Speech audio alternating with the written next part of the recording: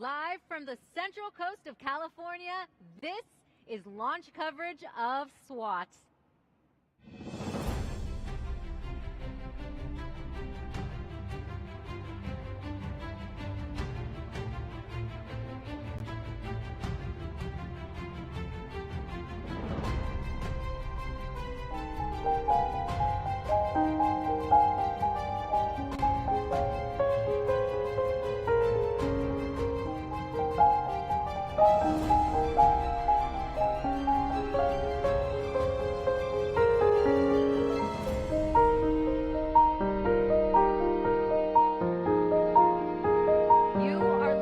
Launch Complex 4E at Vandenberg Space Force Base. We are just about 45 minutes away from liftoff of this Falcon 9 rocket for the International Surface Water and Ocean Topography Mission, also known as SWOT. It's the first satellite mission to survey nearly all water on the Earth's surface. It will help researchers address some of the most pressing climate change questions of our time. Hello and welcome. I'm Raquel Villanueva with NASA Communications, and I'm joined by Nadia Vinogradova-Schiffer. Welcome, Nadia. Good morning, Raquel. Now, she is the director of the Ocean Physics Program at NASA's Science Mission Directorate in the Earth Science Division. Nadia, as a mission scientist, what do you feel most excited about on this very early morning? Well, Raquel, we're launching SWOT, our next mission to track water on Earth's surface. It's been a long journey, 20 years to make us, to take us to the launch pad plus 1 day. And today, our water dreams are coming true. And why is it important to track all of Earth's water? Well, water is life. There are 8 billion people live on this planet, and we all depend on water to survive and prosper. We use water to drink, to grow our crops. We use water to produce energy and support our economy.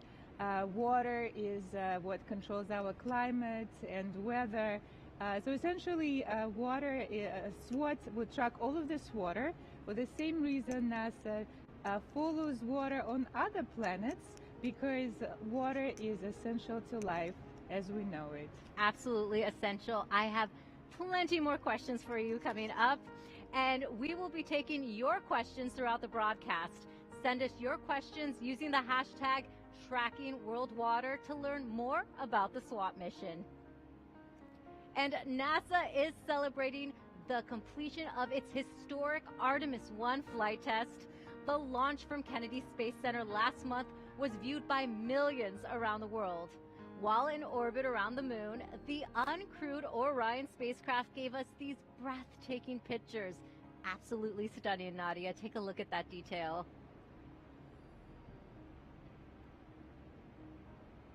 Splashdown. From Tranquility Base to Taurus Littrow to the tranquil waters of the Pacific, the latest chapter of NASA's journey to the moon comes to a close. Orion, back on Earth.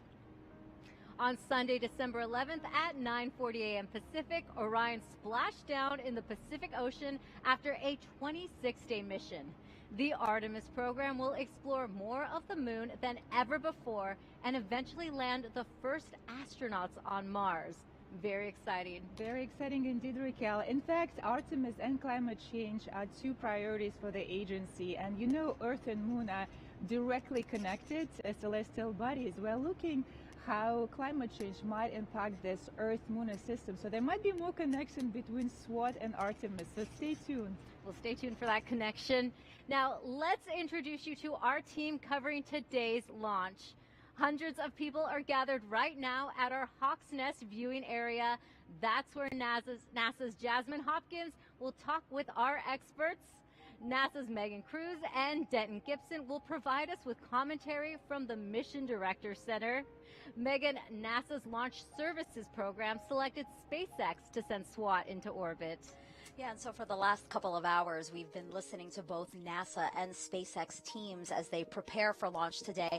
And great news, both the vehicle and the spacecraft are healthy, the range is green, and the weather is looking excellent, 100% go for launch. Yeah, absolutely, and isn't always the case, but we have great weather for this. Yeah, I love hearing 100%. This is the first time I've actually heard 100% for a launch, so that's exciting. And commentating with me today is Denton Gibson. He is a mission manager with NASA's Launch Services Program, and the perfect person to chat with me today because before your current role, you used to work with SpaceX really closely. Yeah, for a long time, I was the Falcon 9 engineering team lead for the Launch Services Program. And I started working with the Falcon 9 during our first mission with SpaceX, so that was many years ago. Okay, many years ago. Yeah. But a lot of experience you add today. Yeah. So the next big step for launch today is to start loading propellant into the rocket. Just a few minutes ago, the NASA team gave the go for propellant load, but now we have to do a SpaceX poll, right? Right, and what the NASA poll is, the various groups within NASA making sure everybody's ready to go. We just heard that poll, everybody's good to go, and now the SpaceX team is going to confirm with the NASA team that we all ready to go. Okay, perfect. Here's a live look out at Launch Pad 4 East here at Vandenberg Space Force Base. We'll monitor the SpaceX poll that we just told you about, and then we'll check back in once fueling begins. Back to you, Raquel and Nadia. Thank you. We have a fun way to interact with our launch broadcast right now. You can print out a SWOT bingo card. Nadia is holding one up here.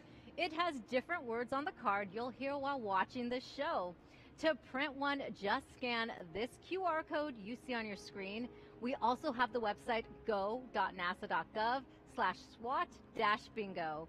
When you hear a word, mark it off, and when you get a bingo, share your win on social media with the hashtag #TrackingWorldWater. It's a good way to stay awake. Yes, it's fun to play with kids during Christmas. Exactly. Now let's go over the specs of the SWOT satellite. It weighs more than 4,800 pounds at launch. The satellite is just over 16 feet in height. Its solar panels extend to more than 48 feet in length, about the size of a tennis court. It will cover over 90% of Earth's surface at least once every 21 days, and SWOT will increase our tracking of lakes from a few thousand to over 1 million. The mission is set to run for the next 3 years.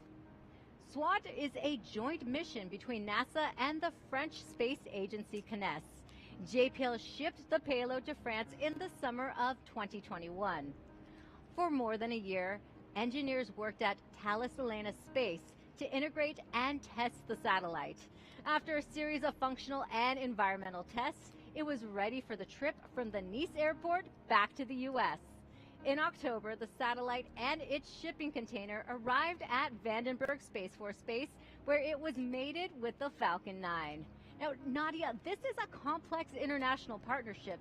Can you talk about some of the challenges the team faced? Well, we actually gel very well with all our partners, CNES, Canada, and UK Space Agency. We're currently a large multinational science team spreading 6 continents. You know, quite a soccer team, just like a World Cup. Exactly. And now you're all here today. Yes, we are. Well, water is fundamental for life. SWOT will help us understand where Earth's water is today, where it is coming from, and where it will be tomorrow. A look. So for me, SWOT is water. SWOT is precision. In one word, I would describe SWOT as beautiful. SWOT stands for Surface, Water, and Ocean Topography. SWOT will be observing the elevation of water surface in the ocean, on the land. The water surface height will allow us to assess the water storage in lakes and stream flow of rivers. Our water is one of our precious resources.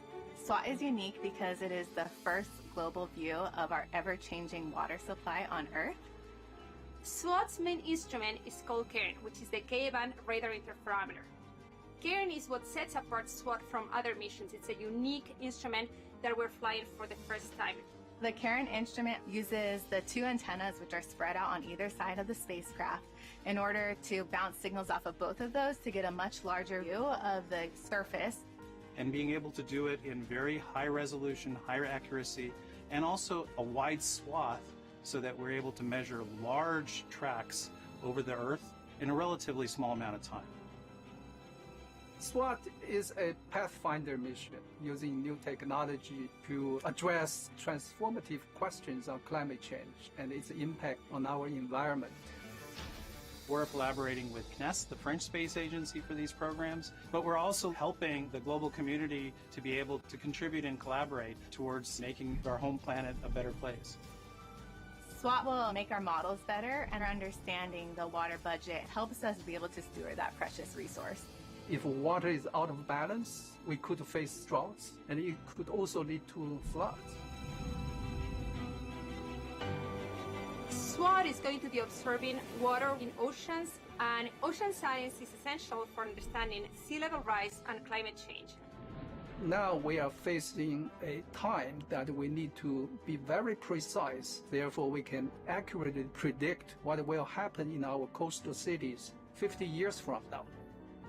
Understanding that it is a finite source and we can't rely on that forever is something that's really important. I'm just so excited and can't wait to see how it impacts the lives of others.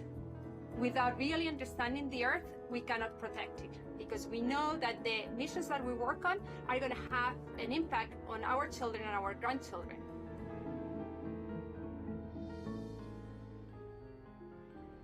NASA has a family of satellites in orbit right now, studying how the whole Earth works as a system. Karen St. Germain is NASA's director of the Earth Science Division. Thank you for joining us today, Karen. It's great to be here. And what kind of role will SWOT play in NASA's fleet of Earth-observing satellites? Well, NASA has a fleet of 25 satellites today, missions that are looking down at Earth, at the atmosphere, at the land, at the ice, and the oceans. And these satellites tell us how the Earth works as a system. But SWOT, as we know, our planet is that we live on a water planet. And so SWOT will give us the first high-definition view of not just our oceans, but the inland waters as well. And and these waters play an important role in climate change and in everyday lives. So it will be an exciting addition to the family. Absolutely. Now, what can we learn through space-based tools like satellites that we can't gather here on Earth? Well, space is the ultimate high ground. It's a unique vantage point from which we can see the entire Earth.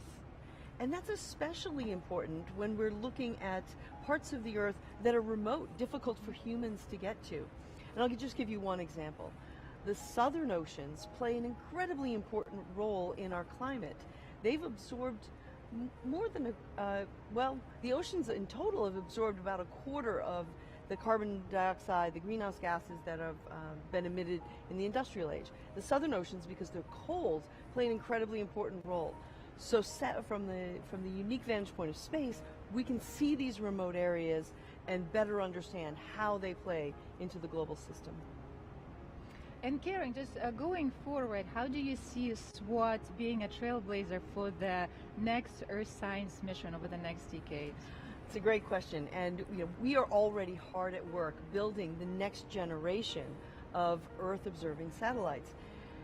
And these will also look at all the aspects of the Earth system, but just as important as what we're doing is how we're doing it, with open science principles to try to accelerate the pace of discovery from these systems, and with partners around the world.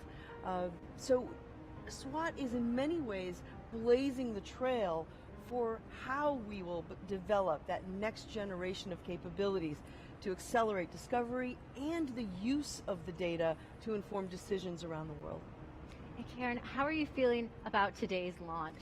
I could not be more excited. We've been waiting for the SWOT launch, and as the team has gone through the challenges that you discussed a few moments ago, and so it's been a long road to get here, and we are so excited. We cannot wait. Oh, it's very exciting. Thank you so much, Karen, for joining us. Enjoy the lunch. We all will. All right. Thank you so much. Now, it is T-minus 32 minutes and counting to today's launch of the SWOT satellite. Let's check in on launch operations. Megan is live. Megan, preparations for this launch began hours ago. So where do we stand right now? Yeah, so Falcon 9 fueling is underway. SpaceX's launch director gave the go for propellant loading about a couple of minutes ago. So now liquid oxygen and RP1, or rocket-grade kerosene, both are going in to the rocket's first stage. Right, correctly. And it's underway, and everything is going smooth so far. No issues to report. Perfect. So if we take a live look at the pad here, a beautiful shot of the payload fairing there with SWOT tucked safely inside. You know, Denton, we talked about why SpaceX starts fueling so close to launch. You know, why when other launch providers start hours earlier? Yeah, and one of the main reasons, they're using densified propellants. So they're very, very cold. That way it allows them to fit more fuel and oxidizer into a tank without having to increase the size of the tank. And the reason why it's so close to launch is that you don't want those densified propellants to heat up any, and that will cause a lot of cause you to kind of bleed off some of your oxidizer, etc. So, and that's why they do it so close to launch. It doesn't give that fuel and those propellants much time to heat up. And as we look at this live picture here, you can see that telltale sign of soot on the booster there. That means it's flown to space before. Yes, this thing has flown 5 times before this, and it's a combination of Space Force missions as well as some commercial missions. So we do have some familiarity with this booster, and the soot is just a little seasoning on the booster. Some seasoning. I love how you say that. Okay, well, perfect. So far, so good. A really quiet count. You know, we're hearing the call-outs we're expecting. Nothing out of the ordinary. So, again, so far, so good. So we'll send it back to you guys, Raquel and Nadia. Thanks for the update. We'll go back to our commentators as we get closer to launch in just a few minutes. But first, we have some questions to answer about the SWOT mission and water. Our first question is from a student. Here's Meadow. Hi, my name is Meadow. I'm 7 years old and I live in Studio City, California. I wonder how much water is on planet Earth. Hi, Meadow. Good question. There are more than billion cubic kilometers of water on Earth. A lot of water, Raquel. It's a lot of water. So thanks for your question, Meadow. And we have a social media question coming up as well. Let's see it. At Kawan wants to know, what is the most important thing to know as a NASA scientist? To know as a NASA scientist, well, hard work, some math and physics is a good skill, and have fun while doing it. And you possess those all, Nadia. We have another question coming up. Zeros and Math wants to know, what's the accuracy of SWOT? We are shooting for centimeter precision with SWOT. It's a very precise mission. We are improving our accuracy about 10x compared to our current observing capability of the ocean water and inland waters as well. All right, thank you. All right, we have one more question coming in. Kevin Rainville wants to know, will it give us the rate of sea level rise? We will definitely observe the rising oceans and rising sea, particularly close to the coast. And as we collect more and more data, we can estimate the rate, which is, the change over a certain period. This is what the rate is. Yes, excellent question. Yes, it was. Now, remember, you can send your questions online by using the hashtag #TrackingWorldWater. Now, you are looking live to the launch pad right now. We are T-minus 28 minutes to liftoff. SWOT data will help researchers better understand the ocean's role in climate change. Let's go to Jasmine live at the Hawk's Nest to learn more about the mission's science. Thank you, Raquel, and welcome to the Hawk's Nest. This is the main viewing location at Vandenberg, and there are over 500 guests scheduled to be in the surrounding area tonight, and right now I'm thrilled to be joined by Li Luang-Fu, the SWOT project scientist who's been working on water monitoring missions for over 2 decades. Welcome, Li. Thank you very much, Jasmine. Of course. Pleasure to be here. We're so glad to have you. It is very special. Can you tell me, what are the main science goals of SWOT? Yeah, the main science goals are to better understand the ocean's role in climate change and how a warming climate is affecting the Earth's rivers, lakes, and reservoirs. So more than 90% of the heat since the Industrial Revolution, the global warming has been absorbed and stored in the deep sea. SWOT will provide a high-definition view of ocean topography for calculating ocean currents that transport the heat from the atmosphere to the deep sea. So the data will help improve ocean models to assess the ocean's capacity in the future to keep absorbing heat, protect humanity from global warming. And also in a warming climate, the water cycle of Earth is accelerating, making it very difficult to track and manage water resources, and also difficult to predict flood and droughts. So most of the lakes, rivers are not well sampled, but the SWOT for the first time will provide a global survey of the elevation of the lake storage of water and the flow rates of river, allow us to better model and so manage the water resources and predict floods and droughts. This is in a nutshell. Right. Very good in a nutshell. Yeah. And I like that you said that this is the first time that we're seeing something like this. So what sets SWOT apart from previous satellites? Yeah, it's all about the spatial resolution and the coverage. For instance, the footprint of the radar on SWOT is 1,000 times smaller than conventional altimeter, making this spatial resolution of SWOT much, much higher. And also, it will cover all the ocean and the surface water without any gaps between 78 degrees north and south. Wow. So we're getting something we've never seen before. And Lee, you've been working on SWOT since the beginning for 20 years. What does it feel like to be here for launch? Yeah, this mission is 20 years in the making, and this is the fourth satellite mission. I serve as a project scientist. So, but this mission is the most complex and challenging, representing the culmination of my 40-plus years career at JPL working on oceanography from space. So my feeling now is a mixture of excitement, fulfillment, and also some anxiety. Right, yes, a little bit of anxiety. I know that you and your team will breathe a sigh of relief when we're done tonight. Absolutely. Fantastically. Thank you so much for joining us. Yeah, thank you. Of course. Raquel, back to you. Thank you, Jasmine and Lee. The SWOT satellite is truly a remarkable spacecraft. Earlier, I got a chance to look at it up close with SWOT project manager Parag Vaze. Parag, we're standing here in front of a 1/3 scale model of SWOT. So can you tell us a little bit more about the key scientific instruments on board? Absolutely. So on this model, of course, you see the full spacecraft, but the instrument package is really on this configuration, first featured with our brand new instrument called the Karen Ka-band radar interferometer.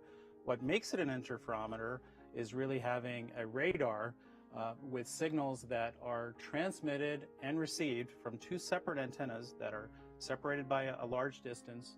We also need other instruments to make SWOT work. We have a radar altimeter, which is a more traditional kind of altimeter, gives us precise but very small strip maps. We have a microwave radiometer that's used to correct the altimeter measurement in terms of the water vapor as the signal is going through the Earth's atmosphere.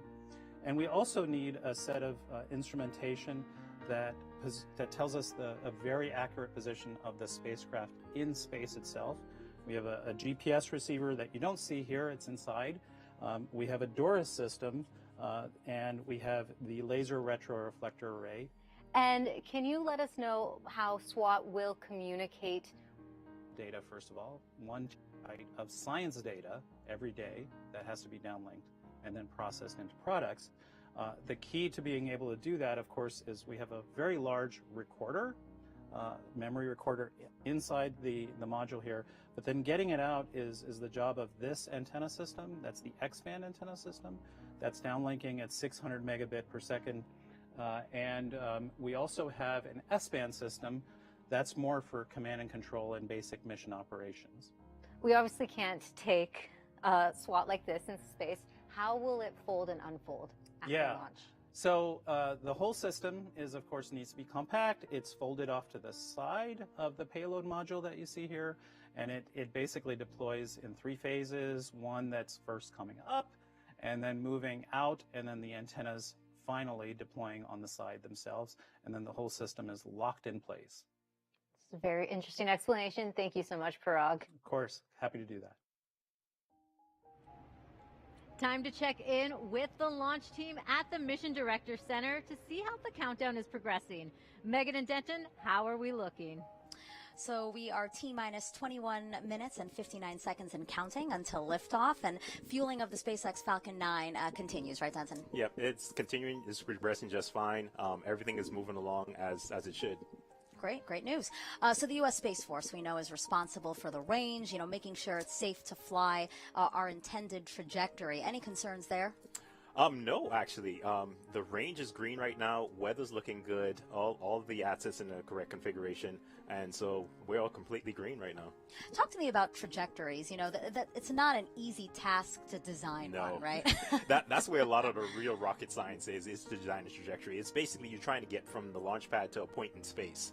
And along the way, there is some things you may encounter, the other orbiting satellites, some debris up there. So you have to make sure you avoid it. And the work that goes into it is very interesting because the team has a very detailed model of analytical model of how the launch vehicle will perform. And they marry that with everything that's orbiting the Earth and trying to understand which paths we can take, when we can launch, times, etc. I mean, there's a lot of work that goes into it. And that's where a lot of the real rocket science is done. Yeah, and we're talking about years of work, right? Yes. In some cases, it's over a period of years where you kind of develop in your trajectory for the spacecraft, and then also developing the trajectory for the launch vehicle. So it's a lot of work that goes into it. Yeah, today's launch will, be a huge moment for a lot of people who have worked their trajectory, who have worked on this spacecraft, who've worked on the vehicle. Yeah. It's many years of hard work. Yes, it's been 20 years since some of the folks who've worked on the spacecraft has been working this mission. So I mean, it's going to be an exciting time for everybody. And now here they can see again their spacecraft sitting in the payload fairing at the top of the Falcon 9 on the launch pad here at Vandenberg. The Space Force also monitors the weather for us. And again, let's take a look at the weather graphic we have prepared for you guys. The launch weather officer reporting 100% go for launch. Amazing. Yes, it's very rare to see that, but we're happy to have it. Absolutely. And speaking of seeing, it seems like we are going to see the launch today, right? Visibility is looking amazing. Not the typical fog we usually see here. Yeah, it's usually foggy here, but we're in for a treat because we actually got some clear day today, so we can actually see the launch vehicle. Yeah, and then here we see some of the venting we were talking about. We have to vent, right, to maintain the right kind of pressure. That is correct. I mean, and you'll see this as a normal part of it. You'll see it kind of cycling on and off throughout the count, just maintaining the appropriate pressure within the tanks. And this is venting of liquid oxygen, right? That is correct. Okay. All right. So everything is looking good. Can't wait to see this launch as we were talking about. So we'll send it back to you, Raquel and Nadia. All right. Thank you so much, Megan and Denton. Joining us now on the West Coast is Janet Petro, the Center Director for Kennedy Space Center on the East Coast in Florida. Thank you for joining us today, Janet. Thank you, Raquel. Happy to be here. Great. Now, most launches take place at Kennedy, but sometimes, like today, we launch from Vandenberg. And why is that? Yeah, so the Launch Services Program has multiple locations where they launch from. And so, as you mentioned, we're here today on the California coast, and we have several locations in Florida, but also as far away as Alaska and New Zealand. And it generally depends on the science mission itself, right? The science mission and ultimately the orbit that it needs to be in to conduct its science. So, in general, we launch from the East Coast when we need an equatorial mission. And then in the case of today, where we're looking more at the polar missions, we generally launch out of the West Coast here at Vandenberg. And tell us more about the Kennedy Space Center involvement in launches here at Vandenberg. So the Kennedy Space Center, we are very, very proud to host the Launch Services Program. And we've been doing so since 1998. And that program, I'm very proud of that program. I tend to think of them as the world-renowned experts in launch vehicles, and they really, really do understand all of the launch vehicles and provide a great service to our agency.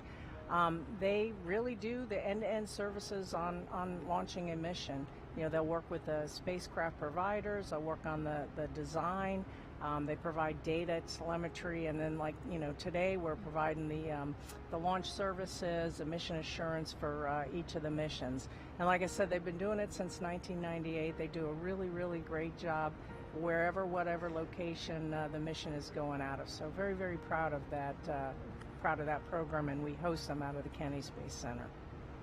That's an excellent program, Janet. And what are Earth-related missions are coming up for you in the near future? Oh, goodness. I am so focused on this year. We just had the JPSS-2 in Lofted, and now what we're doing today with SWOT. I'm trying to think next year. We have a little bit of a break until April coming up. We did earlier this year launch the GOES mission. Right.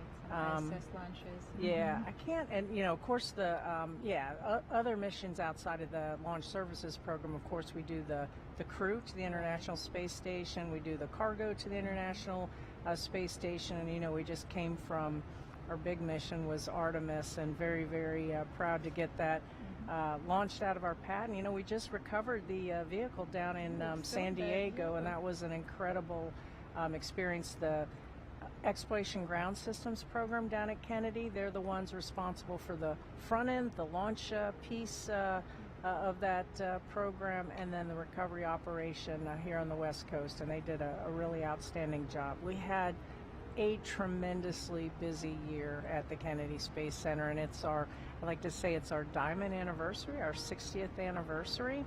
So it was a great way to really cap off the year with Artemis, and now ending with the SWOT program here tonight. We had a record number of launches. We're at something like 53 launches that we supported from the East Coast, and our center supports whether it launches on our property, Kennedy Space Center property, or on the Space Force property, Cape Canaveral. We provide all kinds of services, whether it's our propellant services or standing up our EOC. And so if you think about that, 53 launches, that's about a fantastic one a week. Year. Thank you, Janet, so much for that Thank you all. Anniversary. Now, there is a growing community of scientists eager to use SWOT data. Let's go to Jasmine live at the Hawk's Nest to meet one of them. Yes, Raquel, that is right. I'm here with somebody who is also eager to get his hands on that SWOT data. Toby Minear with the Series Group from CU Boulder in Colorado. Welcome, Toby. Thank you. Glad to be here. We are so glad to have you here. You are a research hydrologist with that group. So can you tell me, what are some of the applications of SWOT? Well, SWOT is amazing because it has this really unique capability of measuring water levels over a big area. And so for people that are water managers in particular, there's a lot of excitement there because we really don't have this kind of capability at present. We have to do these things from the field, individual point measurements and things like that are very hard to make in the field. And so we have a lot of interest from people that are like municipal water agencies, state agencies for dam safety, federal agencies, all really interested in getting their hands on some water level data in particular and storage change. So be very exciting to see it. It is very exciting, and really what I hear you saying is that SWOT is changing the game. So what are some of those specific applications, maybe agriculture or flood zones? How is it changing our lives in our own backyard? Yeah, well, so a few things that it will change are, so for example, flood risk. We really don't have a good sense of where flooding occurs and when and why, so how much water requires flooding to occur. So for example, a good place for that is on the coast. We don't really have very many gauges along the coast at the freshwater and saltwater interface. And so, yeah, I think we'll see a lot of changes there, a lot of changes inland for lakes and wetlands too. Wow, that's really exciting. And I understand, Toby, you're also in this group called the Early Adopters. What is that, and who's in that? Yeah, so the Early Adopters group is about 25 different organizations. They come from all over the world. And these are people that are interested in SWOT data. They've heard sort of through the grapevine that there's some data coming out for water level data. And these are agencies that are non-governmental organizations. They're governmental organizations ranging from city level water agencies up to federal agencies. So a lot of excitement there from the water community. Right, very exciting. Toby, thank you so much for joining us. Thanks. Raquel, back to you. Thank you so much. This will be the last launch for NASA's Associate Administrator for the Science Mission Directorate, Thomas Zurbuchen. During Thomas's 6 years in the role, he has overseen nearly 100 science missions, including SWOT, DART, the Double Asteroid Redirection Test, the Mars 2020 mission, and the James Webb Telescope. He also co-authored and authored more than 200 articles and received many agency awards. Congratulations, Thomas. Congratulations, Thomas. Yes, Thomas will be missed. He is known for his energy, dedication, and scientific curiosity. When I was doing my first launch with him, Sentinel-6, Mike Friley, he was very supportive. So yeah, Thomas will be missed. But congratulations, enjoy, well deserved. Absolutely, enjoy that. The president of France's space agency, CNES, Philippe Baptiste, sent us this message about today's launch. The result of NASA and CNES historic partnership in oceanography that all started more than 30 years ago with TOPEX Poseidon is really essential. And I am very proud to send you this message and to be with you, at least in spirit, for this launch. I want to say once again a few words how proud CNES and its team are to be involved in this ambitious international adventure alongside NASA. SWOT is the first space mission to survey the planet's freshwater resources on a global scale. The water elevation of lakes and water courses, the discharge of rivers, and the fine dynamics of the oceans are all vital data that are going to help us better adapt to climate change. In this respect, SWOT truly marks a revolution for space hydrology, and we are proud to be embarking on this endeavor with the French community of scientists, of users, and of course with our industry. I wish you a successful launch, and go SWOT, go! Go SWOT! Climate change is a topic front and center for everyone, including NASA. Joining us now is NASA's Sandra Conley. Thank you for joining us, Sandra. Thank you for having me. Now, as a leader in science, what does it mean to be part of this mission? Oh man, this is such an exciting mission. You know, it's unprecedented in many ways. It's going to be the mission that for the first time ever, we're measuring surface water around the world. Freshwater sources, saltwater sources, how they ebb and flow and move in between each other, how the energy is transferred across those water bodies, and also with the environment. It's really going to help us improve our weather forecasting ability and our climate prediction abilities. Real trailblazer. Now, SWOT is a joint mission between NASA and CNES. Climate change knows no boundaries, so why is it important for a mission to be an international collaboration? So, science knows no boundaries, right? So our scientists are from all around the world, and this partnership with CNES is tremendously important. It spans over 30 years on ocean altimetry missions. And that's not even counting other partnerships that we have with CNES to achieve our science. So we're looking forward to many, many more missions together with them. Well, Sandra, as you know, SWOT is the first science team that fully complies with open science requirement. Can you tell us more about NASA's open science paradigm and how do we kick off the year of open science with SWOT? You know, that's a great question. So our space satellites give us a really unique vantage point to observe the Earth, right? So we're able to look at it as a global system, right? And the data that we've collected through our satellites over the 50 years allow us to really look at the ground, the atmosphere, and the oceans. And what open science and open data is going to enable us to do is to take that to the next level and give it to the individual user, whether they're decision makers at the local level, at the regional level, or even tribal communities. It's to give that information to people so that they can make informed decisions regardless of their business. You don't need to actually be a scientist or an engineer moving forward to be able to leverage this data and apply it to your day-to-day business. Looking forward to the data. Thank you so much, Sandra. Thank you.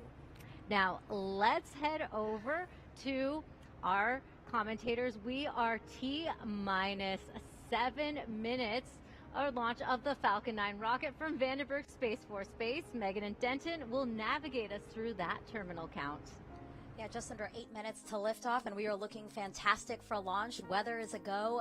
No collision concerns on the range for our instantaneous opportunity to launch at 3:46 and 47 seconds Pacific time. We see a live shot of the Falcon 9 sitting on Launch Pad 4 East here at Vandenberg Space Force Base. This reusable two-stage rocket standing about 230 feet tall. The first stage is the bottom two-thirds of what you see there. That's called the booster. And then at the right over that, you see this black piece there. That's the interstage adapter, which connects the first and second stage. And then at the very top, the payload fairing. And you see SWOT painted on there. SWOT is tucked safely inside of it, folded up to about the size of a mid-size car. Engine chill. And we just heard the call out for stage 1 engine chill. And basically what that is just getting the engine ready for the flow of the colder temperatures. So it's kind of like if you imagine if you were to jump in a really cold pool and you know your muscles tense up and everything else, and we don't necessarily want that with the engine. So we slowly start to bleed in those liquid oxygen to kind of bring it down to the temperature that it'll be seeing during flight. So that's really what that is. It's really preserving the stress on the engines, and it's getting ready for flight. Yeah, that was a great analogy. So, yeah, you made me cold thinking about it. So we see some of that liquid oxygen venting off now, both the first and second stages, right? Yeah, and you're seeing that because the boost is very, very cold because that liquid oxygen is inside there. And soon you'll hear the call out for stage 1 RPO leaks. They're wrapping up fueling of the stage stage 1 right now, and so we should hear that call out here in a few seconds. Stage 1 LOX load is complete. And so SpaceX is also loading helium Stage gas 1 fuel load, correction. into both stages, and we'll continue to top off until about a minute and a half before launch.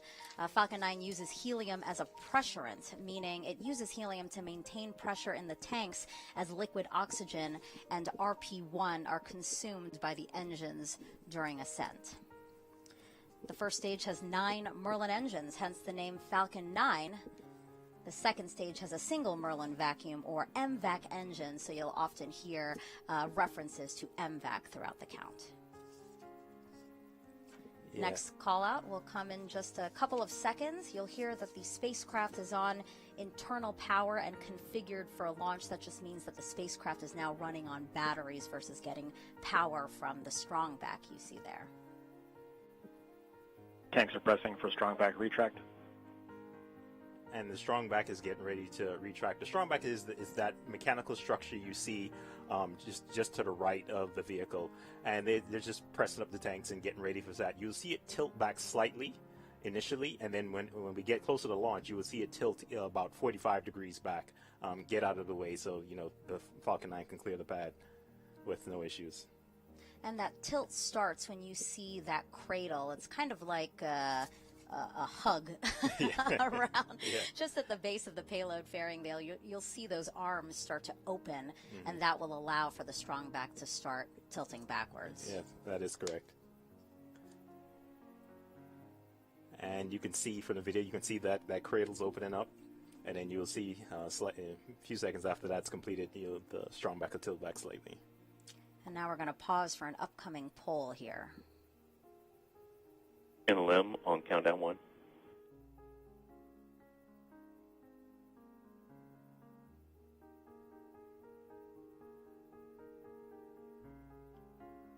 NLM copies. NLM is the launch manager for this mission, NASA's launch manager for this mission.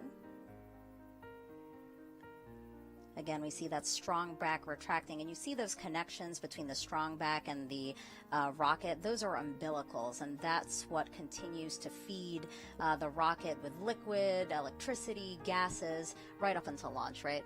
That is correct. And what we're waiting to hear right now is just the SpaceX team confirming with the NASA launch manager that the team is ready to go. And so LD, NLM, countdown 1. LD, go ahead. NASA is go for SWOT launch. There you go. Perfect news. Stage NASA's 1 LOX go load for complete. launch. Stage 1 POGO. Yep, and you heard the team is all good to go. And so right now, stage 1 LOX load is complete. At this point in time, the stage 1 is completely filled with fuel. We're just waiting for them to top off the stage 2 tank. And today we're going to be treated to some sonic booms since the booster will land right back here at Vandenberg Space Force Base, just about 1,000 feet from where it's going to launch. Yes, which is always exciting to see. I mean, it's just so fascinating that the booster is going to land basically just very close to where it took off from. Yeah, that's going to be great. And as you said, again, because visibility is so great, we won't just see the launch. We're also going to see that booster coming back to land. Yeah, and it's key. It's taking everything I have to stay inside and not go outside and see this with my own 2 eyes. No, you have to sit in here with me. And in these last few minutes, Falcon 9 is performing final health checks on its primary communications, avionics, and propulsion systems in preparation for flight. This is The Rock. Range is green. We just heard that call out that the range is good. And we should surely we should be hearing the call out for that stage 2 LOX load is complete. And at that point, all of the propellants will be loaded onto the vehicle. Stage 2 LOX load complete. You just heard that call out. So all the propellants are done loading. And at this point in time, we're just gearing up for Falcon 9 to go into startup, which is basically the computer taking over and going through its last set of configurations and checks to make sure that we're good for launch leading into T0. And remember how Denton was telling us earlier, you know, we see the amount of liquid oxygen coming off of the rocket fluctuating throughout the count. Here, that's what we're seeing again to maintain that pressure, the correct pressure in both stages. Yep, and what you're seeing right now is them venting the LOX that was in the umbilical tower 9. So it's venting that out, getting it all ready to go for launch. Falcon 9 is in startup. And we just heard that call out. Falcon 9 is in startup, which means the flight computer is taking over and is just preparing for its initial launch sequence. And now both stages are pressurizing for launch. Next call out in just a couple of seconds. Launch director, go for launch. SpaceX launch director confirming go for launch. Range remains go, weather is go.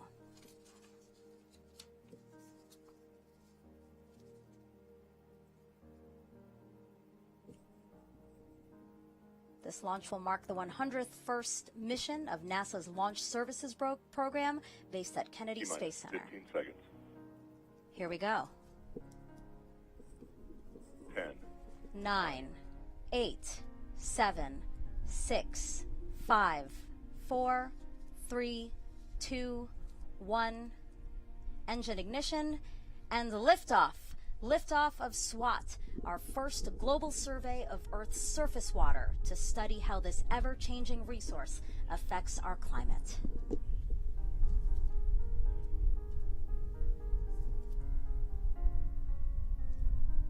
And there we get a nice view from the ground camera, and also we switch to the onboard camera.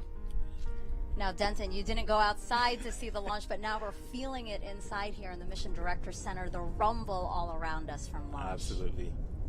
And now you're getting a good look at the onboard camera looking down towards the aft end of the rockets, and you can see the Merlin engines coming to life there. And this room coming to life, really. Lots of rumble going on in here. And we're soon going to hear that the rocket is supersonic, meaning it's going faster than the speed of sound, followed by Falcon 9 reaching what's called max Q, the moment of peak mechanic stress on the rocket. Yeah. Look, we getting nice views. Falcon 9 is supersonic. Yep. Just heard a call out for supersonic. Getting a good shot of looking at the onboard cameras Max there. Q. We just stepped through max Q. Next call outs are going to come. Engine chill. And back engine chill, which means getting the second stage engine ready to start. And so which means we'll be coming up on stage separation shortly, followed by stage 2 ignition. We see this beautiful shot of all of the Merlin engines, all 9 of them lit up. That's what 1.7 million pounds of thrust look like. Lots of thrust. So the next callouts are going to come in quick succession, so let me walk through them really quick. So at T+2 minutes and 15 seconds, we're going to have main engine cutoff. That's MECO, meaning the 9 Merlin engines on the first stage are going to shut down. And then a few seconds after that, stage 1 and 2 will separate. Stage 1 will do a flip, and do a boost back burn to orient itself back towards Earth for that landing here at the Space Force Base. And there we get a good shot of looking at the inner stage. Basically, the camera is looking up towards the second stage. Separation confirmed. And there you go. Live video of stage 1 and 2 separating. MVAC ignition. And there's a good look at the MVAC ignition the MVAC engine coming to life. That's great. You are seeing the stage 1 booster do its flip. And now the engine bell of the MVAC engine lit up. This is a camera shot of stage 1 here, again on its way back to Earth. In just a couple of seconds, we're going to see the payload fairing jettison. Fairing separation confirmed. We just heard a call out for fairing separation, and there's a good onboard view of the SWOT spacecraft, and you can see the fairing is gone at this point in time. Another camera shot here of the engine on the second stage continuing to carry SWOT to its intended target. We have a couple of camera views of this engine here, so you might see a couple stage of different 1 angles. shutdown. Yeah, and then you'll see it cycling through the views of the stage 2 engine, and as we get closer to the separation, it'll go back towards the spacecraft. And we just heard a call out for the boost back burn ending on stage 1. Both stages are on nominal trajectories. And that call out was just to say both stage 1 and stage 2 doing what they were expecting them to do. And we're hoping to get a video of stage 1 landing. So sometimes we don't always get it because of it's coming in so fast, and sometimes it's hard to capture it. So occasionally sometimes we don't get it all the way, but we're hoping to get a good video this time. T plus 4 minutes and 10 seconds into the launch of SWOT, and we've had a nominal ascent so far, no issues to report. Again, this is a video of a live shot of the engine on stage 2. SWOT stands for Surface, Water, and Ocean Topography, and this will be the first mission to provide high-definition data on more than 90% of the water on our planet's surface. It's a joint mission between NASA and CNES, France's space agency, with contributions from both the Canadian and UK space agencies. SWOT is the 4th NASA LSP science mission to launch from Vandenberg Space Force Base, and the 6th LSP science mission overall to launch on a Falcon 9, Denton. Yes, and we got a lot more missions coming up on the Falcon. Yeah, to see the partnership really grow for you too. I mean, again, you really worked from SpaceX from the beginning. Yeah, absolutely, and seeing their evolution over the years has been amazing to watch. So coming up, we're going to see the booster begin its entry burn soon, and again, that entry burn is to slow it down as it approaches Earth for the landing here back at the base instead of a drone ship. Yeah, I mean, it's awesome to see it come back to land. As I mentioned before, seeing it landing right very close to where it took off from is awesome. So then how does this work? So again, we're going to have the entry burn that slows it down, and then there's a landing burn, right? Yeah, so you have the boost back burn that kind of gets it back towards the launch pad, and then the entry burn kind of slows it down as it's coming into the atmosphere, and then you have the landing burn that basically puts it down gently on the pad. Mm-hmm. Yeah, SpaceX has become real pros at landing their boosters. Absolutely. And it's becoming routine for them at this point in time, and so this is just a normal course of business for them. Again, we are looking live at stage 2. Stage 1 entry burn. We just heard the call out for stage 1 entry burn. Means it's coming back into the Earth's atmosphere. And there we go. We got a good video of it. Yeah, so you can see those hypersonic grid fins illuminated by the flame from the booster. Stage 1 FPS is safe. You see that the screen went black there. That's because they just shut down the engine. That's correct.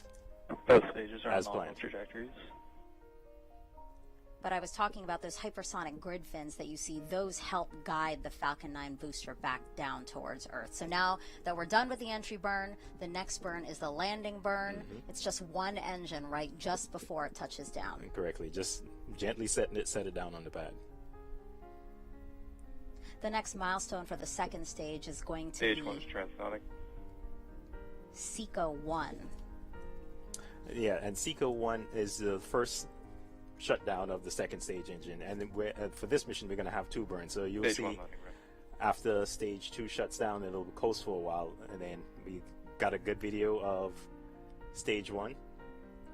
It's about to land. How exciting. Coming in for its landing burn there. Again, the grid fins moving ever so slightly to make sure that it's coming down exactly how they want it to come down. Yep, and you could see the pad coming into view. There it is. Wow, those sonic And booms. then the sonic booms. Trademark sonic booms. Wow. And good touchdown of the stage 1 Touchdown. Perfect. Stage 1 Oh, landing is confirmed. so glad to see that live video. Again, sometimes Yes. we don't get it. That was amazing to see. Yes. And feel, really. Yes. See and feel, and we get to use this booster again. Yeah, yeah. Again, this is the 6th flight of this booster. That's right. Okay, so we are still awaiting, again, that shutdown Stage 2 FTS is saved. of the second second stage. Yes. And when it does shut down, it's going to be over the Pacific Ocean, just west of the southern tip of Baja California. Again, exactly where we want it to be, following that well thought out planned trajectory. Yep, and the team is reporting back. Everything's looking nominal. Stage 2, it's right where it's supposed to be, and looking good. MVAC shutdown. And we should see MVAC shutdown come up here shortly. And there we go. Yep, SECO 1 Nominal parking orbit. confirmed. That's the trajectory you're seeing. It's flying south from where it just launched, and it'll continue to fly south down towards Antarctica. And so again, everything going as expected so far. The second stage is now going to coast for about 30 minutes. You can see that it is shut down there from that view. And this is a view of the spacecraft. Again, because the payload fairing has been jettisoned, you see SWOT right there on your screen. Exposed now that we don't need the payload fairing to safely get it out of the atmosphere. Yeah, correct. And yeah, once the whole purpose of the fairing is to protect it while the vehicle is flying through the atmosphere at supersonic speeds. And then once you get up out of the atmosphere, there's nothing to harm the spacecraft, so you can jettison that extra weight and give your vehicle a lot more performance once you get rid of that extra weight. Okay. The engine not glowing orange as it had before, because again it is shut off, so it will coast for about 30 minutes with SWOT attached to it before some maneuvers are needed to keep it on the right trajectory, again to get it in the orbit that we want it in. So Denton and I are going to be back then with you to walk you through those operations, but for now we're going to send it back to Raquel and Nadia, who I'm sure are very excited to talk about how the experience launched today.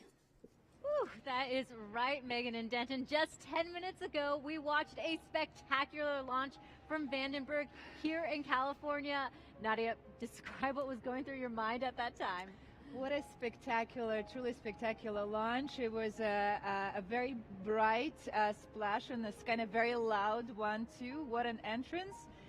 Welcome to the era of SWOT. Very excited. I had some cheering going on here at the desk. Yes, and the car went off, yes. Yeah, we had car alarms going off. It was really exciting here for our view. Now, soon the SWOT satellite on board will separate from the spacecraft. SWOT stands for Surface, Water, and Ocean Topography. The satellite will survey nearly all the water on Earth's surface in unprecedented detail. SWOT will provide insights into how the ocean influences climate change, how a warming world affects lakes and rivers, and how communities can better prepare for disasters like floods. And we are covering every angle of the SWOT mission, from the new data the satellite will provide to how it is paving the way for future NASA Earth missions. Now, SWOT is a culmination of work by a global team of engineers, scientists, and technicians committed to improving our understanding of Earth. Let's get to know some of the people behind the mission. Planning for future generations requires us understanding how much water we have. And we need to understand the water cycle in a lot of detail, and SWOT will provide that for us. My name is Tahani Amar. I'm Cedric David. Mark Simard. Christine Jabara, and I'm an integration test engineer at JPL. I study the world's rivers. I'm one of the principal investigators for SWOT.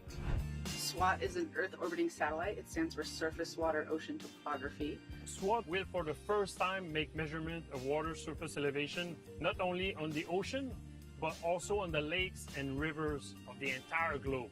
This in itself will be a scientific revolution. Collaborations and relationship build bridges, and SWOT will be that bridge across the world. SWOT is being designed jointly by NASA and the French Space Agency, with help from Canada and the UK. I was born in France, so SWOT is a match made in heaven for me. Coming to work every day, it's always really nice to know that the system that we're building will collect science data that will help people. I think finally I found a meaning to all of my research. I believe SWOT will create a lot of peace because we all need water. Now more than ever, it's important to recognize that water connects us all, and it might be the one thing that unites us all. Really see how hard your team has worked there. Yeah, we have a great team. You know, we gel really well together. With scientists, we dream, and engineers make our science fiction dreams come true. And then collectively, we make this NASA magic that enables discoveries and for the good of humanity and science. Magic indeed. We want to show you how some of SWOT's technology works, but to do that, Nadia and I had to go tap into our athletic skills for this one. Take a look. All right, Nadia, in order to learn more about SWOT, we have to play a little basketball. That's right, Raquel. We're trying to explain how the heart of the SWOT mission works, which is a new instrument, a radar interferometer, which we lovingly call Karen. So Karen has two antennas separated by a 10-meter boom. One of the antenna transmits a signal that bounces back from the Earth's surface and received by two antennas with a little bit delay and out of sync. Now, Karen uses this information to compute the distance between the satellite and the Earth's surface, and they calculate the water height. So let's see how we explain it with the basketball. Okay. If you don't mind standing there, feet away from me. All right, is right here pretty good? This is perfect. Okay. And we will bounce the ball just like SWOT satellite bounces a radar pulse between two antennas. Okay. Yep. So what are we seeing here right now? We're seeing how the ball, which is our radar beam, bounces over the Earth's surface, and by knowing the range, the distance, and we compute the height of the water surface. So the ocean isn't a flat surface, there's waves. Like, how do you calculate that? That's right. Let's bring a box. Okay. So did you notice when the water is a little bit higher that the ball returns to the antenna to us a little bit faster? That's how we know that we're retrieving topography, just like in the name of the mission. A satellite is doing thousands of bounces per second to capture the data on both sides from both antennas over a wide strip on the ground, about 30 miles, 50 kilometers wide. And then once we do enough of those stripes, we'll eventually cover the whole globe.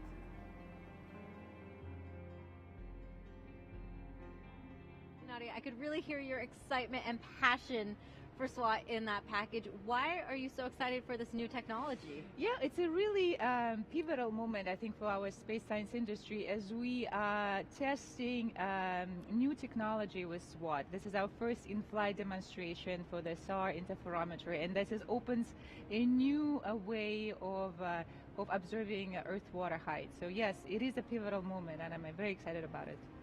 Yes, and like you mentioned before, the scientific heart of SWOT satellite is the Ka-band radar interferometer, or Karen, and it measures the height of water on Earth. Jasmine is live at the Hawk's Nest to learn more about how the technology was built.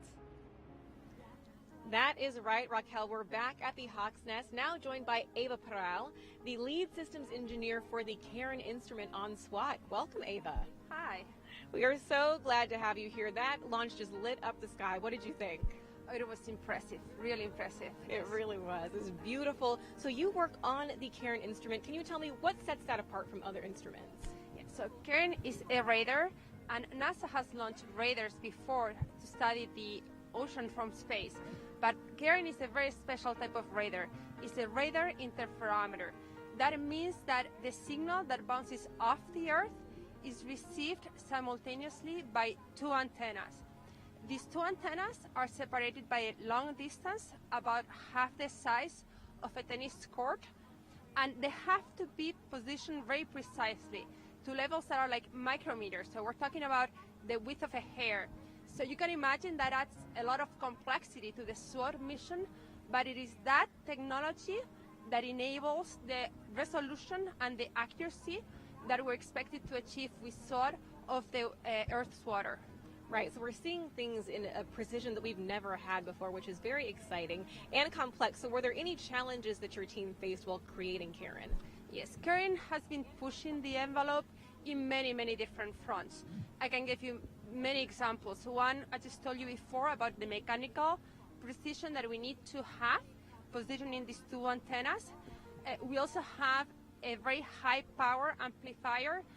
We need an enormous amount of power to be able to get that signal back to the satellite from the Earth at a level that is detectable by the radar. And that level of power at our frequency from space is by itself a technological achievement. We also have the radar produces a massive amount of data. In fact, over 60 terabytes of data every single day. And that's a lot of hard drives, as you can imagine. So we really need to reduce that data volume so that it's manageable and we can downlink it to the ground. And for that, we're doing some fairly unique signal processing in the radar in space. So all of those are really achievements. Karen is a unique instrument and one of a kind. Right, it really is. You and your team should be very happy with this achievement. And Ava, you yourself have been working on this for a decade. How does it feel? You know, I know those last few weeks can be like a race to the finish line. What is it like that you just saw this launch? Well, for me, it's been my project since I started at JPL. It's been actually over 13 years. So this is really a very exciting moment for me. And myself and my team have been actually working very hard on what's coming ahead of us. Now that we're going to be getting the data from space, we need to make sure that the data is valid. It has the accuracy that we're expecting, and that's going to be a very difficult and critical task by itself. Right, but this is just the beginning. Ava, thank you so much for joining us. Thank you. Raquel, back to you. Thank you, Jasmine and Ava. Let's get to some questions for you, Nadia. Our first question is from a young space fan, Mark Andreas. Hello NASA, my name is Mark Andreas. How we can see water from space? Well, hi Mark. NASA can see different aspects of water from space. We could see how hot is the water, how the temperature, the surface temperature of the water is, how salty is our water, salinity of ocean salinity. We can see how heavy the mass of water, its gravity. We can see the volume or the height of water with satellites like SWOT, for example. We could see liquid water, frozen water, like sea ice. We can even see some content of water in the atmosphere. So we can see different aspects of water from space. Good question. Yes, so many different ways to see water. And we also have some social media questions coming in. We have, how many times per day will SWOT orbit the Earth? So on average, SWOT's nominal orbit is 21 a day repeat orbit. And we have another one coming in for you now. Let's see, how accurate is the equipment when measuring the current sea level from space? Meters, centimeters, millimeters, nanometers? We're really getting into that. We're targeting centimetric accuracy of sea level measurements from space, which is a truly breakthrough. It's a 10x improvement of what we are currently doing. Yes. Now you're doing such a good job answering these questions. We have another one coming in for you. What is ocean topography and how does it work with SWOT? Well, think of it, ocean topography, just like mountains and valley. Like I was driving here from LAX to Lompoc, just like mountains and valleys on the ground, you see hills and dips on the ocean surface. So think of it as well. Great explanation. We have another question for you too. Let's get to this one. Will you be able to tell how clean the water is? So we will be able to make some interpretation of water quality and its chemical composition, but we're mostly focusing on the volume, storage, and the height of the water with SWOT. Okay, let's see if we have another one for you. Will SWOT data help in predicting flash flooding more effectively than current technology?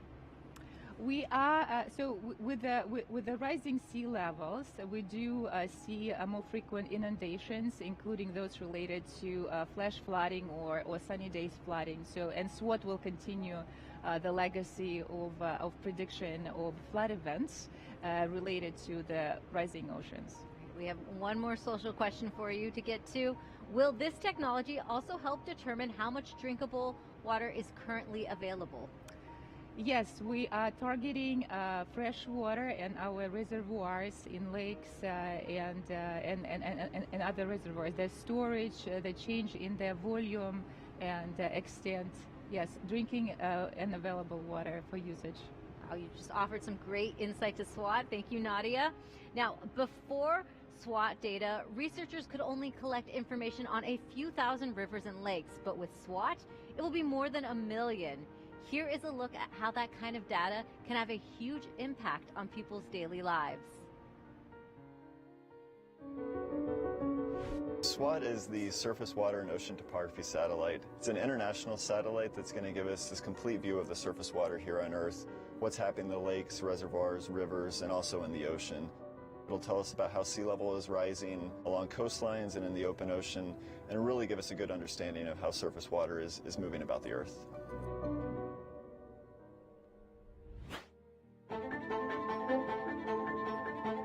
Our goal is to provide data, forecasts, watches, and warnings at some key locations like the Willamette River in Portland, which is a major U.S. city that historically has seen some catastrophic floods. The better quality of the data that we have that feeds into our models, the better the forecasts are going to be, the more time that people will have to protect themselves and their property and ultimately our communities. A tool like SWOT is going to help us with making these really difficult projections and predictions for the future. This is one of many reservoirs here in the Willamette Valley in Oregon. It is a human-made lake. It is a reservoir operated by the Army Corps of Engineers. The water managers here, they use weather prediction, they use hydrologic models, and the hope is that data like SWOT might be incorporated into those predictions to help them better understand this water body's filling and we don't want to overtop the dams, might want to start letting water out really quickly. They have to make a lot of complicated decisions. When you get a big storm event, we want to keep the community safe in the best way that we can, so how do we best manage operation of these reservoirs in terms of putting water out downstream to prevent flooding at a larger scale? In lots of states, there are, hundreds, thousands of reservoirs, and many of those reservoirs don't have automated gauging available. And so these agencies have to kind of estimate how much water is in them and how that's changing. And with SWOT, they can just monitor that directly from space. For us in Alaska, we have many, many rivers, and only a few of them are measured, or as we say, gauged.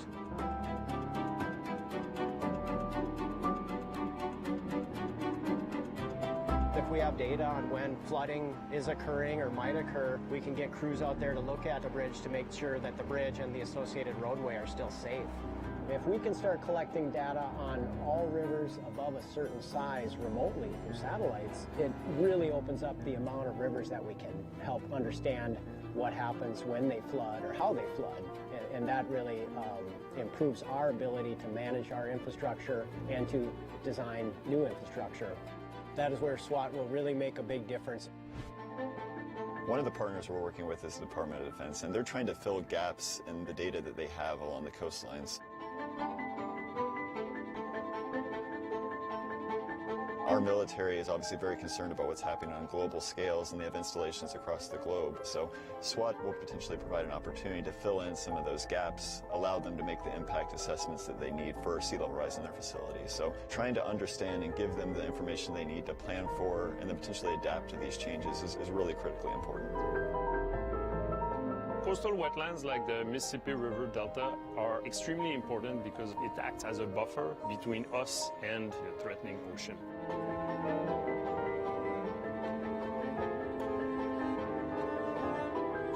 satellite SWOT, because of its high spatial resolution, will be able to resolve water surface elevation right at the coast. So this is quite important because as sea level rises, the ocean will migrate into the land, bringing more salt into the land. So it threatens the infrastructure, the biodiversity in the wetlands along the coast. Hopefully, the types of models that we're producing can support or they decide to manage the river delta. And SWOT on its own will allow us to upscale these types of studies to the world. I'm really excited about the new information we'll get from SWOT and how we can start to couple it to some of the needs that we see, both at the coastal interface and also on land. I think we can potentially see some immediate impact once SWOT's launched in these communities.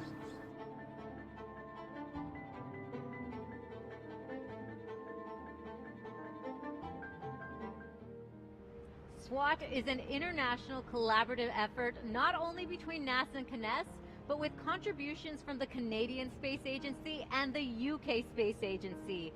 We'll hear from the UK Space Agency in a moment, but joining us now is Taryn Tomlinson with the Canadian Space Agency. Thank you for joining us today. Thanks for having me. Good morning. Now, why did your agency choose to be involved with the SWOT mission? Well, contributing to the first ever satellite to survey most of the water on the planet is truly an exceptional opportunity for us. Water is such an important resource and is in so many ways linked with climate change. And we're so happy to work with our international partners again on solving issues that matter to all of us. SWOT is particularly important to Canada.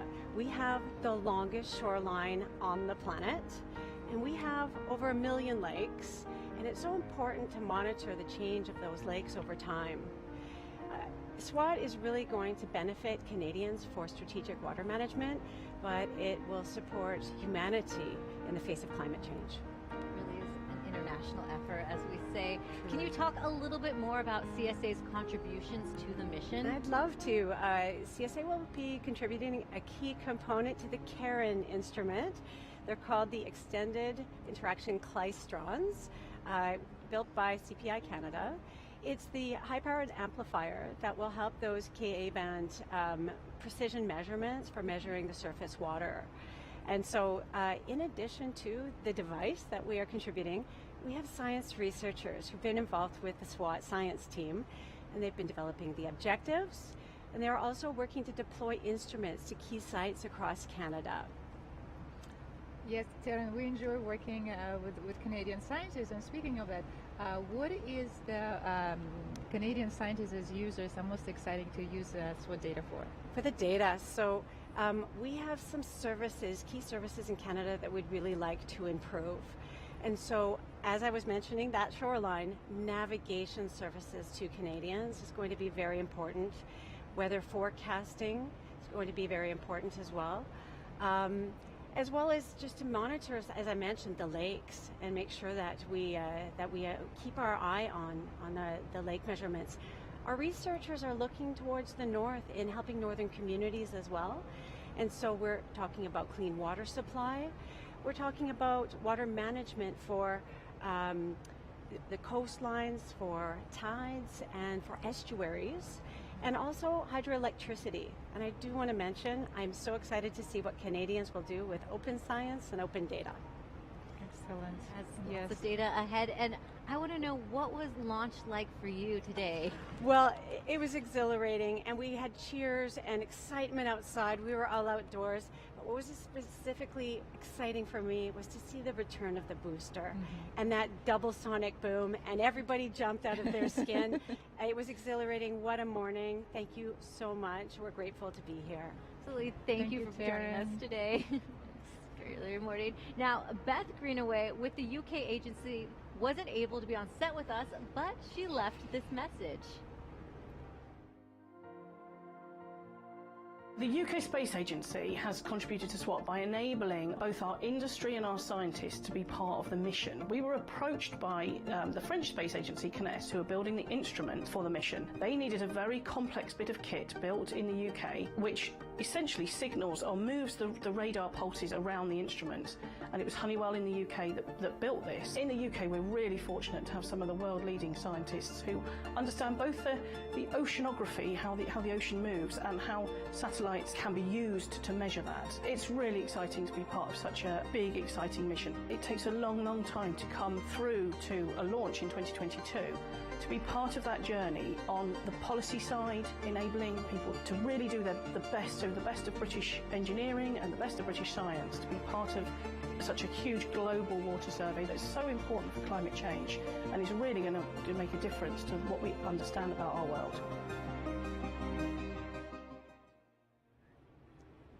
All right, SWOT will measure the Earth's water on a global weather. It will take into account how much fresh water flows in and out of lakes, rivers, and back into the ocean. It will also look at shifts in sea level. Nadia, you have a demonstration that illustrates the importance of our water that involves a gallon of water right here. That's right. We wanted to look a little bit of the water storage, water budget, water cycle, and we imagined that all the water on Earth represented in this gallon of clean water, and how the water moves. So ocean is the ultimate source of all our water. Land does not produce its own water. All the water and moisture on land comes either directly from the ocean or it's subsequently recycled from it.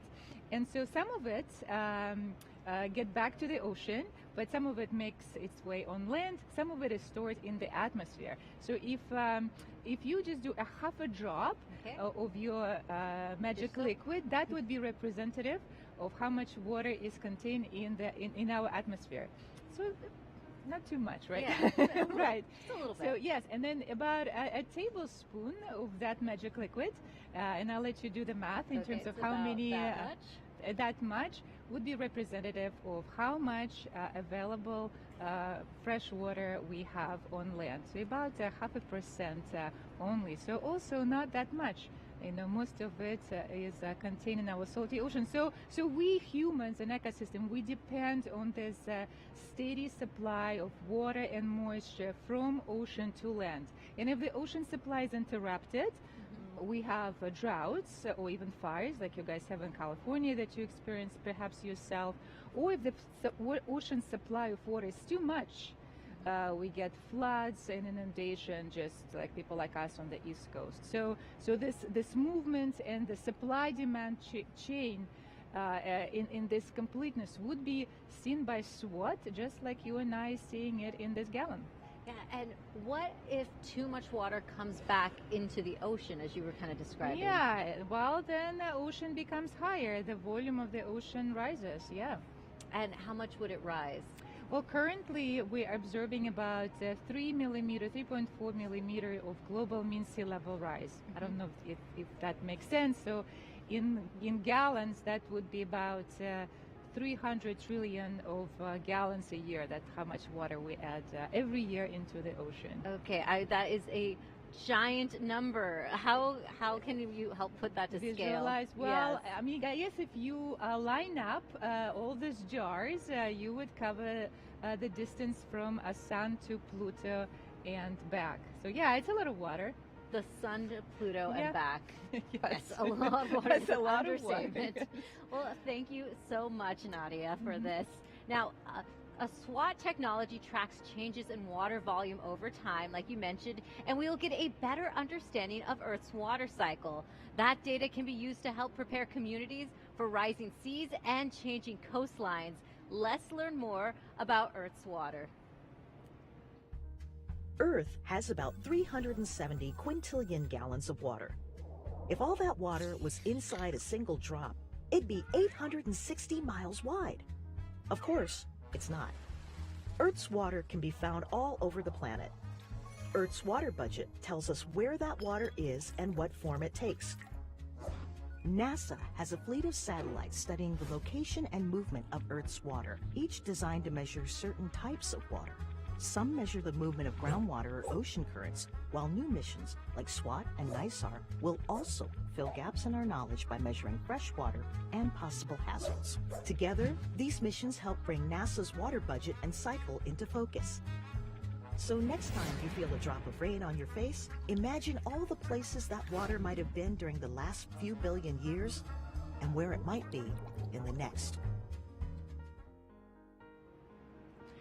You know, that video really shows off NASA's family fleet, doesn't it? That's right, yes.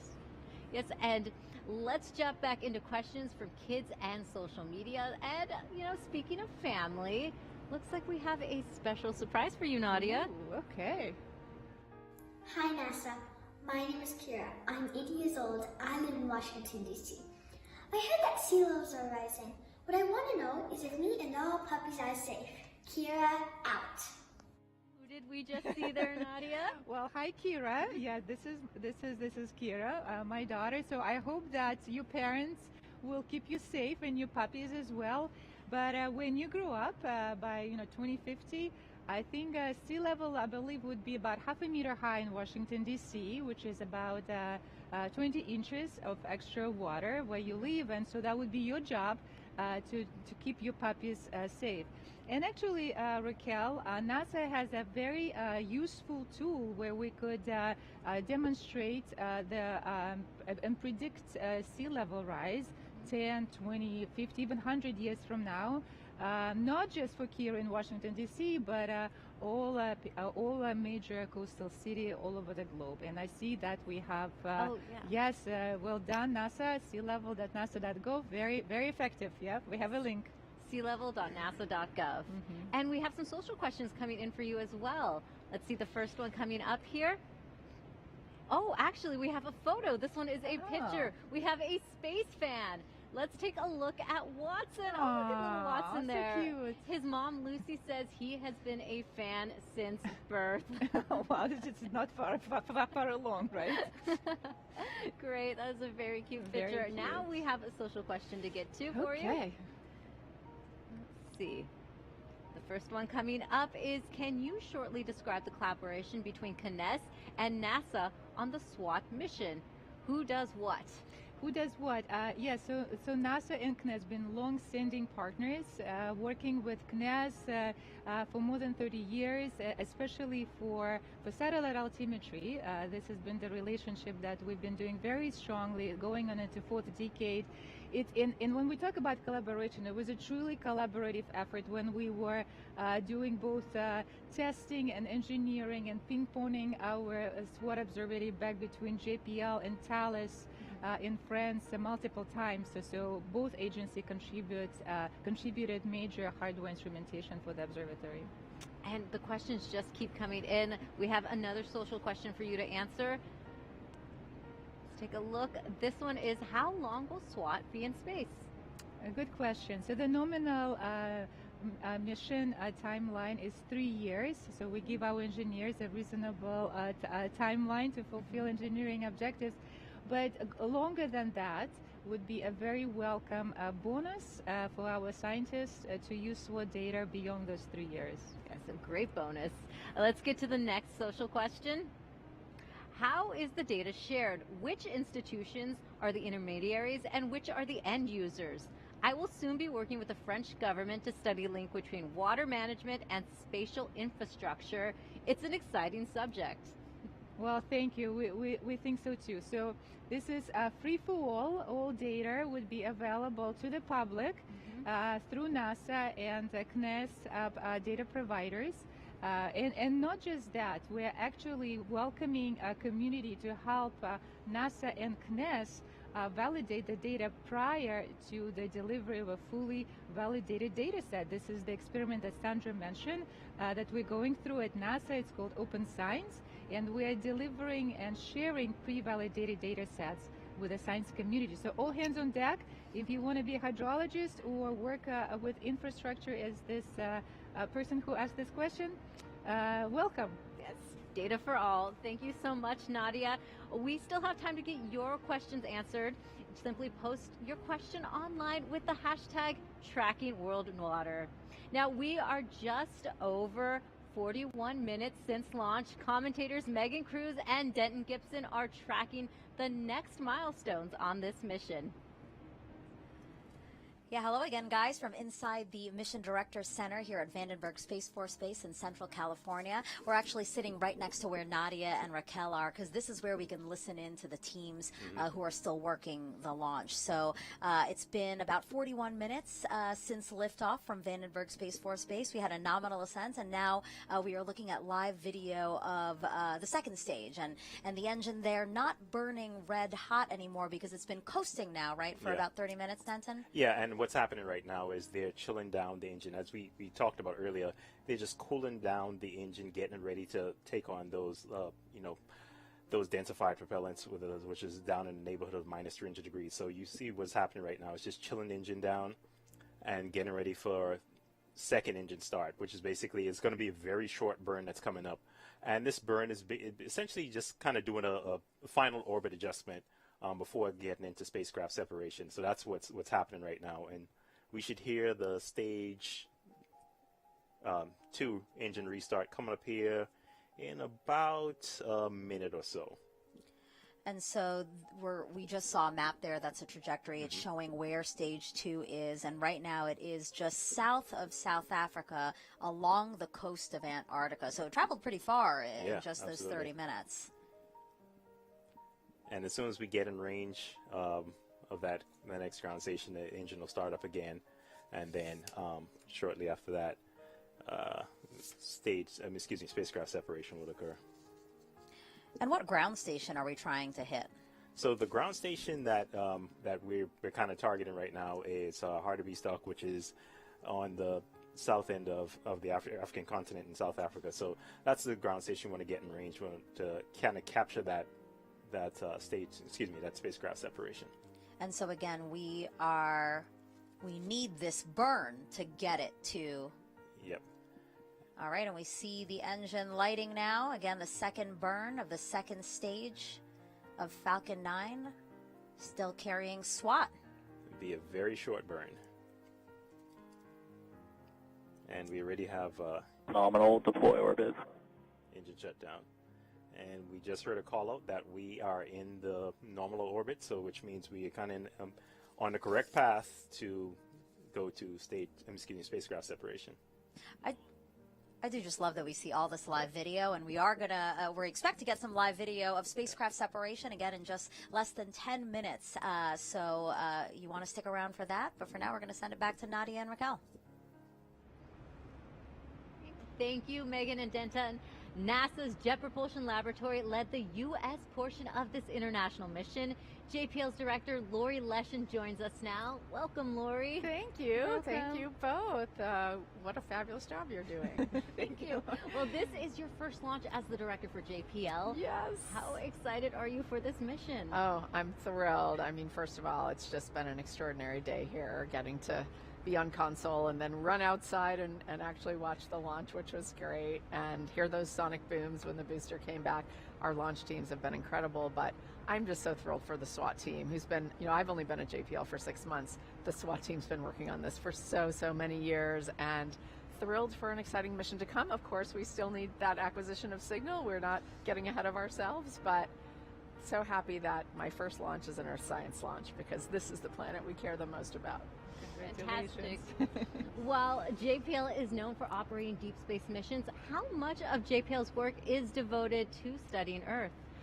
It's more than people think, right? People know us for cool Mars rovers and helicopters and for orbiting Jupiter and these and wonderful telescopes that look into deep space. And of course we do all of that.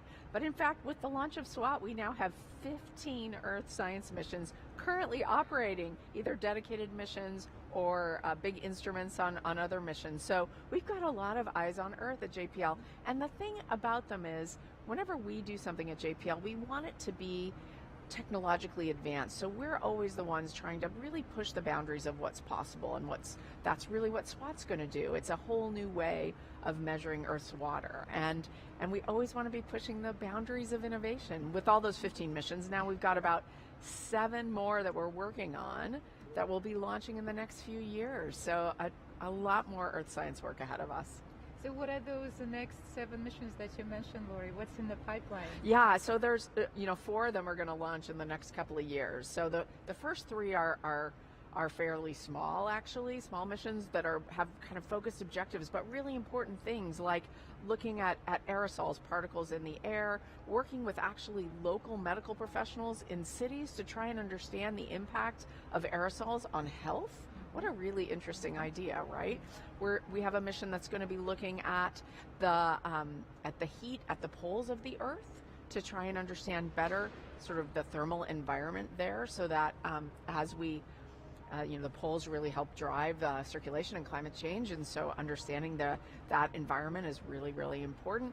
And the third one is actually going to work on methane super emitters, one of the most powerful greenhouse gases. We're going to be detecting it with greater sensitivity than ever from space, so that we can actually mitigate methane emissions, which is super exciting. So those are all three kind of small ones. But the next really big Earth science mission, sort of on the scale of SWOT, is a mission called NISAR, which is a collaboration, NASA's first major collaboration with the Indian Space Agency.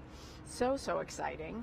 And if SWOT is focused on water, NISAR is focused on land. It's really going to be a mission that's going to teach us help us sense and detect changes in land that are affiliated with things like earthquakes and volcanoes. Oh, I so wish it was up there right now as Mauna Loa is erupting. But it's going to help us see those things better from space. It's going to help us understand vegetation all across the land, and many, many other applications that are going to be so valuable to folks. So we've got the water covered with SWOT, and we'll have the land covered with NISAR. Gloria, that sounds like so many great missions ahead. Thank you so much for joining us Absolutely. today. When LSP selects a rocket for a mission, they have to take into account just how hot it gets. Jasmine spoke with a thermal engineer about protecting the precious cargo. Joining us now is Dave Purick. He is the lead thermal engineer from Launch Services Program for the SWOT mission. Thank you so much for being here, Dave. Well, thank you for having me. It's a pleasure being here and talking a little bit about what we've been doing from SWOT from the thermal perspective. Awesome, very exciting. So you focus on integrated thermal analysis, a big term. Can you break that down for us? Absolutely. So an integrated thermal analysis is just like it sounds. You're integrating different entities, and in this case, we're integrating a second stage launch vehicle model and a unique spacecraft along with the interface that connects the two, like your payload adapters and your isolation systems, and seeing how they interact with each other and making sure that one doesn't adversely affect the other. Right, so you're really kind of protecting the spacecraft from the rocket and vice versa. Absolutely. And so as part of an integrated thermal analysis, we're really running mathematical models to make temperature predictions on launch vehicles and spacecrafts. And so what that entails is, as a thermal engineer, you're really worried about three different modes of heat transfer: radiation, conduction, and convection. So convection is, think of when you're outside and the wind is blowing, that's convection. So radiation, it's like the sun beating down on you, solar radiation. And then conduction is kind of like taking a coat hanger, unraveling it, holding a lighter up to one end, and then the heat will transverse down through that little coat hanger, and that's conduction through materials. Right, a really good explanation of something complex there. I understand there's different challenges that could happen along the way too. Can you tell us what was unique or challenging about working on the SWOT mission? Yeah, so when we're doing any of these assessments, the three main modes of heat transfer that I just mentioned, well, once you're in the vacuum of space, one of them goes away because you no longer have convection. You're in vacuum, and so for SWOT in particularly, we had to face some modeling conversion challenges. We are working with our European counterparts in Kineis and Thales, and they threw us a curveball pretty early on, and we didn't necessarily know what one of their software packages were, so we used a lot of really good teamwork and collaboration throughout the agency, and not just Kennedy Space Center and JPL, but we leveraged our resources up at Goddard Space Flight Center, who has done some of these conversions before. And it's just the type of community and teamwork that our niche little area of analysis has grown over the years. Dave Purick, thank you so much for joining us. Well, thank you for having me. I appreciate it. Absolutely. Back to you. We are nearing spacecraft separation. Let's go back to our commentators, Megan and Denton. Yeah, we're about 51 minutes after launch, and now we are awaiting spacecraft separation. So SWOT, the spacecraft separating from Falcon 9's second stage. Yes, and that'll occur as we get closer to the Hartemis ground station. And now we see a good video there of the SWOT spacecraft looking up, and then there's another cycling through of the MVAC engine. So yeah, once we get to the point where we separation occur, hopefully we'll get a good video of that. And now there's a slight chance we may get acquisition of signal from the spacecraft at that point in time, but that's not the primary opportunity to get it. Sure. So you see the telemetry data right there, stage 2, just at the tip of South Africa. You were mentioning a ground station there. Mm-hmm. It's because when the spacecraft separates from the Falcon 9 second stage, we want to make sure we know where it is, Yes. and we do that by using the ground station, Correct. right? Yeah, and the ground station is what is capturing the video that you're seeing here, as well as the telemetry coming from the vehicle. So that's how the team down on the ground is able to see everything in the, that's happening in the data and actually get the video as well. So you see the SWOT spacecraft there. SWOT stands for Surface Water and Ocean Topography, and is a joint mission by NASA and CNES, France's space agency. They had contributions from both the Canadian and UK space agencies. Yep, and once separation occurs... SWOT payload, separation confirmed. There you and go. we got good video. And we're hearing some cheering here at the Mission Directors Center at Vandenberg Space Force Base. I'm sure the spacecraft team for CNES is also cheering in their Mission Control Center.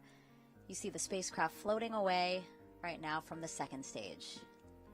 And at this point, the launch vehicle's job is done. So the second stage will just basically kind of back off, move away from the spacecraft, and kind of take itself out of orbit, just so we don't have any junk floating around after it's completed this mission. Now, it's just so great to see all this Yes. live video. I'm still just watching it amazed, just to see it. And this is a moment that so many people have been waiting for, Yeah, right? absolutely. As we mentioned before, a lot of these people have been working this mission for 20 years. Right. And nice, we getting a good view of, you can kind of see the sun there from the view of the second stage, looking at SWOT floating away, and you kind of see the sun coming into view there. And it's an awesome sight to see. Now, as a member of NASA's Launch Services Program, Denton, how does it feel to be part of a program that facilitates so much great science like SWOT? I mean, it's always exciting to see that, we kind of play a role in helping enable a lot of the science that these spacecrafts provide for us, and that, help us in our daily lives. And it's kind of, and sitting here on console is kind of, it's exciting and nervousness at the same time. You're excited that, you're getting to this point in the mission, and you actually get to see this launch and to see the spacecraft go on its journey. And it's nervous at the same time because you want to make sure everything goes right. And Sure. the team and the engineering team has done a tremendous job of making sure that this mission has been successful. And so we were saying again, the next step, right, is the team confirming a signal with the spacecraft. Oh, here, Yes. this is a shot of the CNES team. Again, this is a joint mission between NASA and CNES, France's space agency. So I'm sure everyone there was cheering the same that they were here at the Mission Director Center once we saw the spacecraft float away. Yeah, and hopefully we'll hear from the team in France that they have acquired signal from the spacecraft, and we'll be looking to hear that coming up soon, hopefully soon. Yeah, the first full pass for signal is slated for T plus 1 hour and 18 minutes. You did mention that we might get some initial data around this time, but really what the team is marching towards is that 1 hour, 18 minutes. That's when we really want to confirm signal, meaning that the spacecraft is healthy and it's where we want it to be. Yeah, and that's an important step in this whole process. Is after the ride, it's kind of like you ride on a roller coaster, and you want to make sure after you get off, you got all your belongings, everything's looking good, and that's essentially what it is. Where we waiting to kind of hear confirmation that the team in France is able to communicate to the satellite, make sure everything's good, and everything went well with the ride. Okay, so we got a couple of minutes to wait for the acquisition of signal. So until then, we'll send it back to Raquel and Nadia. Thank you, Megan and Denton. We have some more questions to get to. The first is from a student who has a question, and her name is Micaela. Hello, my name is Micaela, And I have two questions for you today. One is, how long will this mission take? And number two is, what is the range of accuracy with this technology? Thank you. Some great questions there. Yes, Michaela looks like a future engineer with a very smart question. So, Michaela, the prime mission timeline is 3 years, and our targeted accuracy for ocean heights is about a centimeter accuracy for smaller features, less than 1,000 kilometers, and for larger features, which we're going to use our other non-carrying altimeter, we're shooting about 3 centimeter accuracy and about 10 centimeters for inland waters. So great questions, Michaela. Yes, an engineering career in her future. Yep. We also have some more social media questions to get to. Let's take a look at the first one. When will SWOT data be publicly released? We'd have a first look at the data about nominally fall 2023. This is where we are inviting our science community, Raquel, to help NASA to validate and take a first look at the data. We call it a pre-validated data sets. So don't write your Nature papers yet. Okay. But fully validated data are expected to be around the spring timeframe 2024. Okay. And we have another question coming in here on social media. Alessandra asks, what will be the probe's data processing centers? So the major processing data would be our French partners, and then data would be downlinked to JPL and back. So this is, again, a team effort. Yeah, showing off that international collaboration. Exactly. Let's get to our next social media question.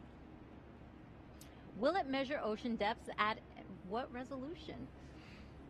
Ocean depth, we're actually, I have a few scientists on the science team who are looking at the sea mounts and bathymetry using SWOT, and they are also excited to see and discover thousands of new mountains on the bottom of our oceans. So yes. Let's get to the next question. Is there more water in the atmosphere of Earth than there is on all the surface of oceans on Earth? What amount, if subterranean water, is unknown currently? They're really asking you tough questions. Yes, and I think maybe they just was excited with our demonstration. So most of the water is, of course, located in the ocean. We just saw it in this hour gallon. And the only tiny portion of the Earth global water cycle is contained by the atmosphere. So atmosphere cannot hold a lot of moisture, and but it's very effective at transporting water between the ocean and land. Great, thank you, Nadia. Now, if you have a question to ask, post your question online with the hashtag #TrackingWorldWater. You did a great job answering those. SWOT will create the first comprehensive global survey of freshwater lakes, rivers, and reservoirs from space. Let's go to Jasmine live at the Hawk's Nest, who is with a scientist eager to use the new data. Thanks, Raquel. Yes, joining me now is Tamlin Pavelski, the SWOT Hydrology Science Lead. Thank you for being here. Oh, my pleasure. We are so excited, especially after seeing that spectacular launch, Tamlin. And right now, scientists really have to trek into the field to understand the data from rivers and lakes. Tell me, how is SWOT going to change that? Oh my gosh, it's going to change it so much. So, right now, if I go into the field for a field campaign, I might be able to go and measure a couple of rivers, a few dozen lakes. SWOT is going to be able to see lakes all over the world in places I can't even get to, where it's just impossible. And so the kind of science that we're going to be able to do with SWOT is just orders of magnitude above what we can do with just data on the ground. That said, even more powerful is going to be combining the kinds of measurements we can make on the ground with the groundbreaking measurements we'll make with SWOT. Exactly. So we're combining kind of the methods that we've already used with some new things from Exactly. SWOT. That is so exciting. And what are you most excited? What measurements are you most looking forward to from SWOT? So I think I might be most looking forward to SWOT's measurements of lakes. So we're going to be able to measure simultaneously the water level in lakes and the area of lakes. We'll be able to see changes in volume. And we're not just going to be able to see that in a few lakes, right? Right now, maybe we can see a few tens of thousands of lakes using on-the-ground data. With SWOT, we're going to see millions. So it's like going to a more powerful telescope where suddenly all these new stars appear. Right, and when you say that figure millions, I mean, that's so hard to even picture, but it's really, really exciting. And how is SWOT going to help us understand how water moves worldwide? I mean, this is a global view. Yeah, so I think a lot of us start learning about the water cycle really early on, you know, in elementary school or middle school maybe.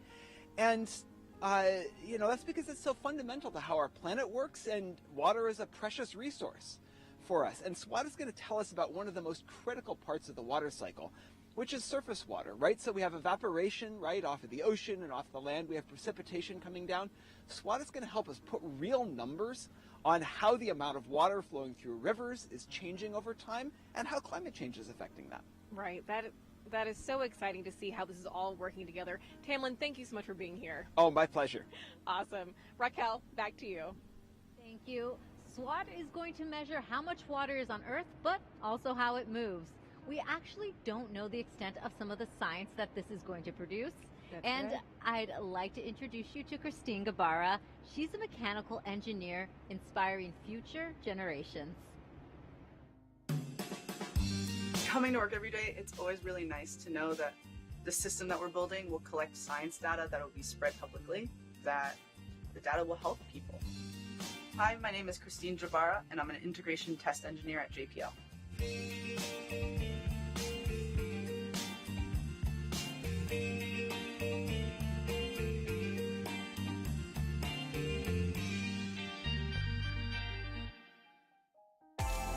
SWOT is an Earth orbiting satellite. It stands for Surface Water Ocean Topography, and it'll give us more accurate data on how the water levels, the freshwater and the saltwater levels, are changing with time. The day-to-day varies a lot. We're usually either setting up for a test, testing, breaking down from a test, or moving the spacecraft. The coolest parts of SWOT to me are the engineering bits that are slightly extreme. So I've really enjoyed working on the deployable antennas. It's nerve-wracking, but it's a well-rehearsed dance. And when the antennas actually deploy, they're really beautiful. They're moving slowly and intentionally, like a butterfly. I grew up in Houston, Texas. I was very lucky to be part of the Girl Scout sailing program, where they taught us not only how to sail, but they taught us the very basics of aerodynamics and how the sailboat worked. I became an aerospace engineer because of that program. The ability to say, oh, I know how this works, and then going to implement it in like a way that was fun and exciting was really rewarding. If I were to tell a little girl how to get into engineering, I would tell her just to get started in whatever way feels exciting and natural. It gets a lot easier once you just get started and start tinkering with things and building whatever excites you. It's not lost on me at all that I grew up sailing and I still love the water, and the spacecraft that we're building will help us track our oceans and our lakes and our rivers. Hopefully we'll be able to sail for much, much longer in beautiful blue waters.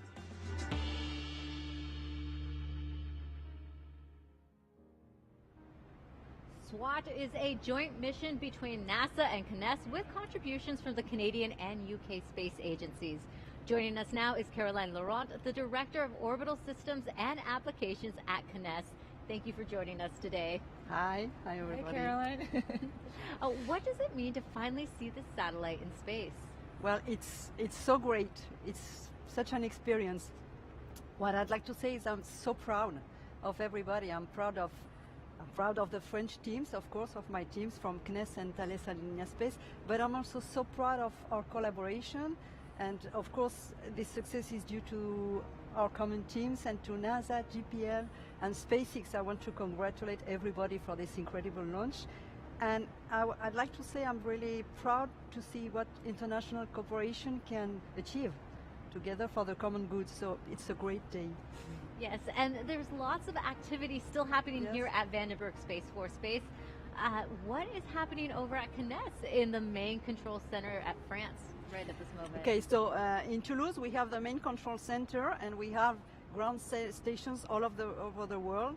So first, the satellite has an autonomous maneuver for an hour and a half, and we'll have the solar panels, which is the main important thing happening, which will be deployed. But then they will take fully control of the satellite in 1 hour and a half, probably from Sweden or South Africa. And during that hour and a half, although the satellite is on an automatic mission, it will send information so the people can start having them. And so there are people that will be 24 hours a day working, starting from now through Christmas, and everybody. I want to congratulate them, of course. And then they will start deploying the antennas in a few days. And once it's fully in orbit, they will start switching on the payload and start receiving. Then the calibration and validation will start, and then they will start receiving all the data, and they will in the end get 8 terabits of data everywhere. Every day that will be flow down through all over the world stations. And that's it. But right now they're all ready to get the first pings of the satellite and send the first orders within an hour. Thanks, Caroline. So as we start a new altimetry era with SWOT, when you reflect back, what do you think of SWOT as building on a legacy of NASA and CNES altimetry friendship? Can you comment on that? Yes, it's been an incredible journey, starting more than 40 years ago. And I'd say the main event was the launch of TOPEX Poseidon in the summer of 1992, which was the first altimetric mission. Then there were all the JASON's missions. And of course, SWOT is a breakthrough because now we're going to monitor water. And before that, we were only surveying the oceans. So that's a major breakthrough, and that to monitor globally all over the world the water is really important for our world for the next decades. And as I said at the beginning, I mean, it's an incredible collaboration. We have also Canadian and British friends working with us together. And it's good to see what we can achieve together, and it's such an incredible collaboration. So right now, I'm expecting us to exploit SWOT and to have a lot of years of tremendous data with SWOT. But I'd like to think already of future missions that we could build together, because it's been a great collaboration. Thank you, Caroline. Caroline, thank you for joining us. Well, the SWOT satellite can see rivers that are wider than 330 feet. That's about the length of a soccer field. Cedric David, a hydrologist who studies the world's rivers, shared his unique connection to water. There is something about the environment that's just incredibly cool. A lot of what we do as scientists is we're just curious. And so anybody who's a curious person ought to be a scientist, in my opinion. You can think of the world's rivers as Earth's arteries because they're essential to life. I'm Cedric David, and I study the world's rivers.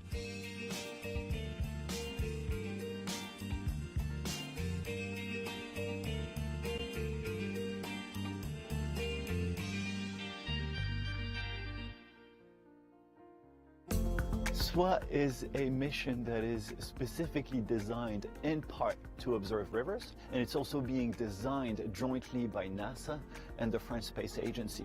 I was born in France, but I've lived in the US for 18 years now, and I study rivers. So SWOT is a little bit of a match made in heaven for me. The kind of science that I'm interested in is trying to understand how much water flows down the rivers of the world, and SWOT will be able to make one such measurement for all of the largest rivers of the world. So we'll be able to get a global, unified picture of surface waters from space. This in itself will be a scientific revolution. I think that's going to have a big impact on water management. I like to say that water is my friend. Water is my happy place. I was born with a physical disability that affected both of my legs. Being able to walk now was not a done deal at birth, and it still involves a significant amount of discomfort and is a constant reminder of having been born different. For as long as I can remember, water has been the only place where I felt comfortable, where I felt normal, where I felt like I could do things like everybody else. When I get in the water, it's just like, I mean, you're floating. When you're floating, it's just like all the pain goes away. As a kid, my parents would take my brother and I all the time to jump in the Mediterranean. But to this day, we still do it on New Year's Day every year. Planning for future generations requires us understanding how much water we have And SWOT will be able to provide that global view of the world's freshwaters. And in my opinion, it might very well become the key that unlocks surface water observations around the world and unleashes surface water management. So it might help us make sure that everybody gets access to fresh water. Now more than ever, it's important to recognize that water connects us all, and it might be the one thing that unites us all.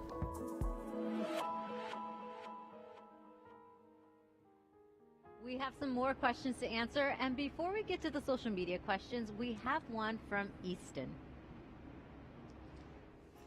Hello, my name is Easton. I'm 6 years old and I'm from Wayne, Indiana. And I have a question for you. Can you see SWOT from our planet? That's a good question, Easton. Well, SWOT is relatively small compared to other celestial bodies, and it's not as bright as, say, Moon. It's about 500 miles above the Earth's surface. But maybe with a pair of good binoculars, far away from major cities on a particularly night sky, you can spot SWOT from Indiana, where you live. Invest in some binoculars there. We also have social media questions coming in, so let's get to the first one. Let's see, Elaine, will SWOT measure ice fields, glaciers, and snowpack, or just liquid water?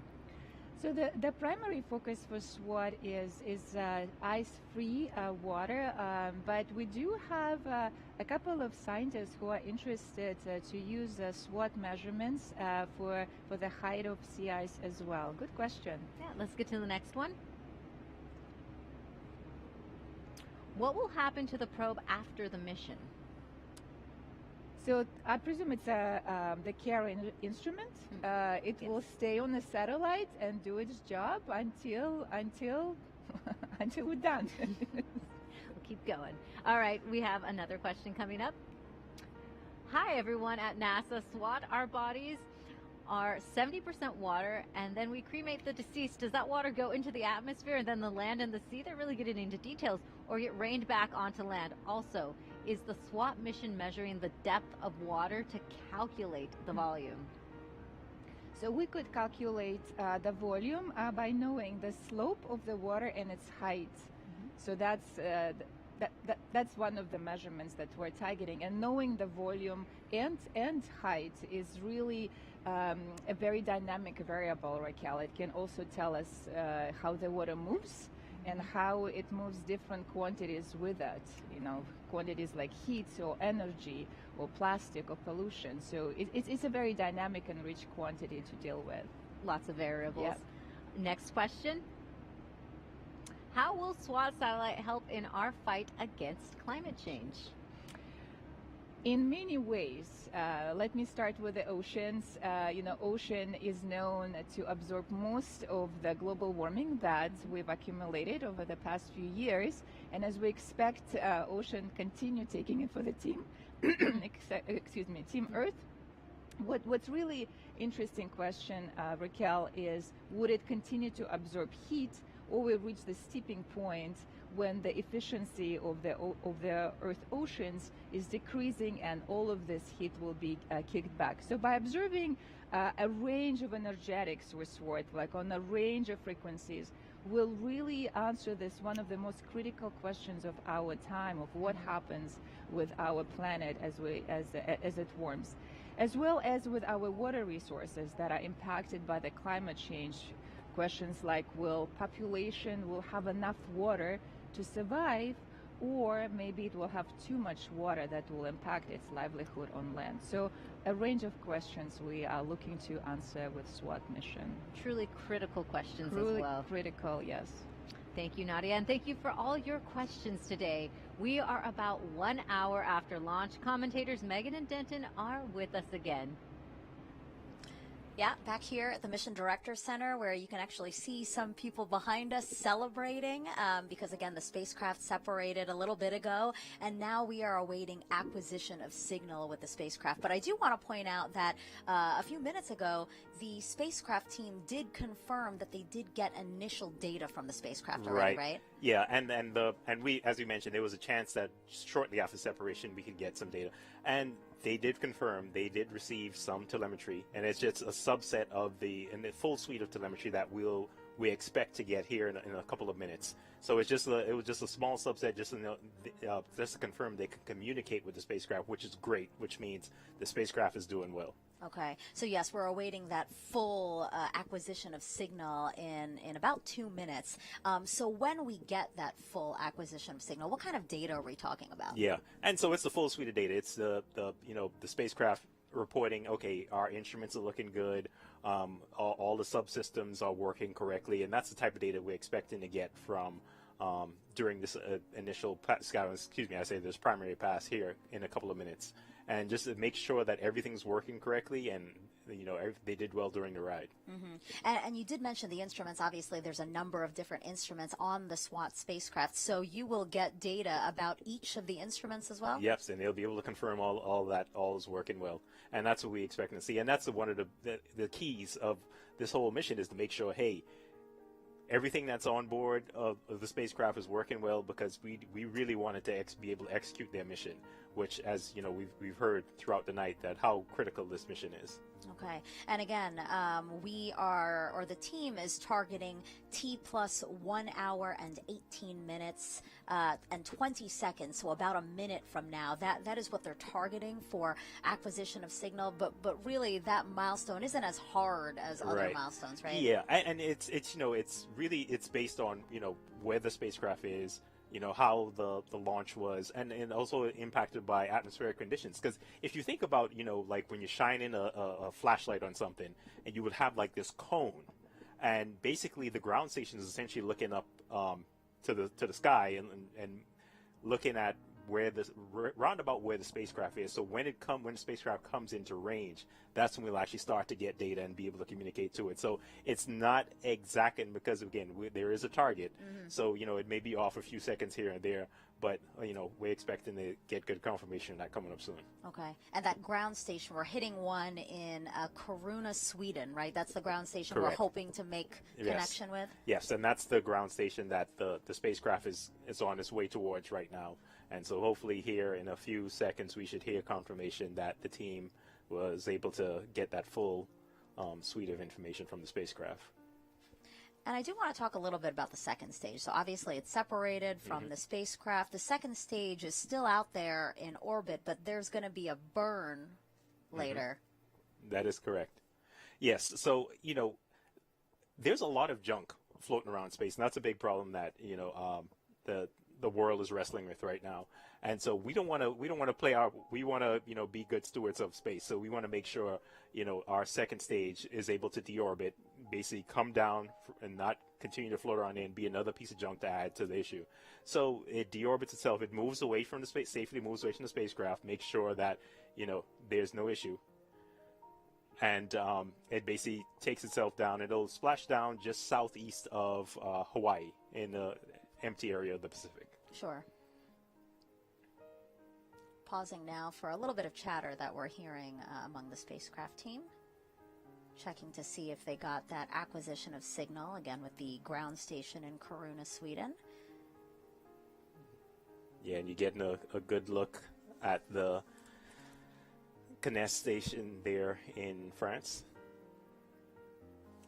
SWOT, a joint mission between NASA and Cannes, so we're listening into both teams, our NASA teams and also the Cannes team.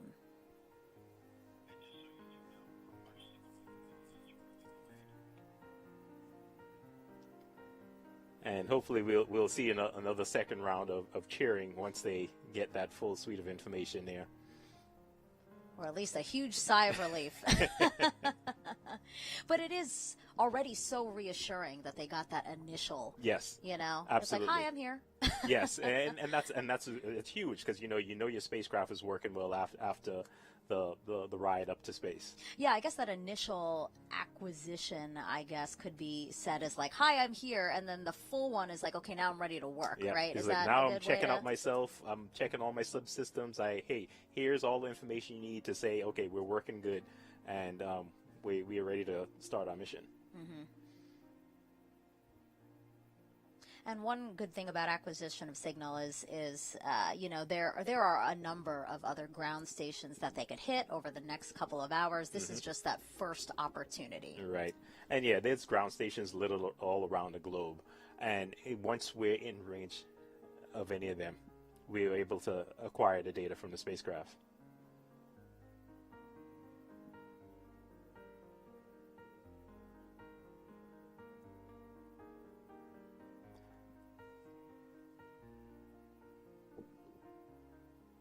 So right now we're pausing for listen to some spacecraft chatter.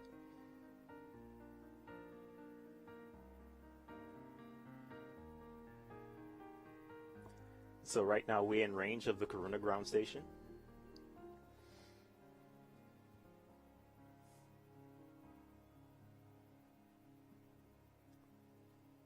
And we're hoping to get good confirmation that the spacecraft is able to acquire that full suite of data from the spacecraft. A very important milestone. You launch to get it to where it needs to go and for it to perform correctly. Yes. So this is that step to Yep. say, hey, it's performing correctly. Yep. For NASA's LSP program, acquisition of signal is your point of mission success, right? Yes.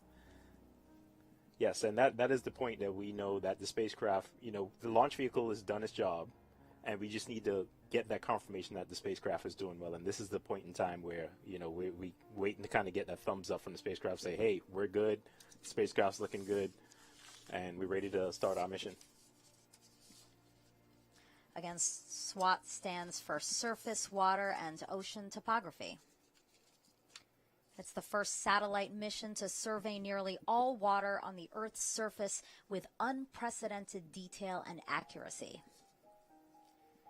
Researchers want to understand how water resources are changing, where the water is today, where it's coming from, and where it's going, and what impact those changes will have on local environments, and also how the ocean reacts to and influences climate change. Because I learned from doing research on this mission that Earth's seas absorb more than 90% of the excess heat trapped in the atmosphere by human-caused greenhouse gas emissions. Yeah.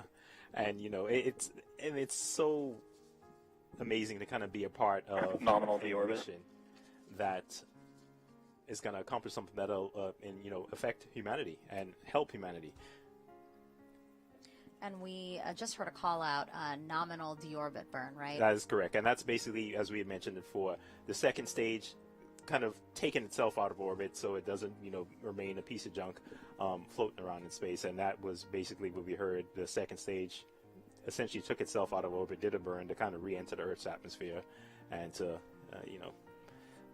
impact somewhere southeast of Hawaii. Yeah, instead of just floating around there, like you said, space junk is obviously an issue, especially when, you heard us talking about earlier in the broadcast before launch about collision avoidance. Yes, correct. We have to watch and determine whether or not it's safe to fly, considering some of the junk that's flying around out there. Yeah, every satellite and every piece of junk is tracked. And that's something we have to take into account. Anytime we're getting ready to launch, we have to know where all these different pieces of junk are so we don't, fly too close or impact any of these items.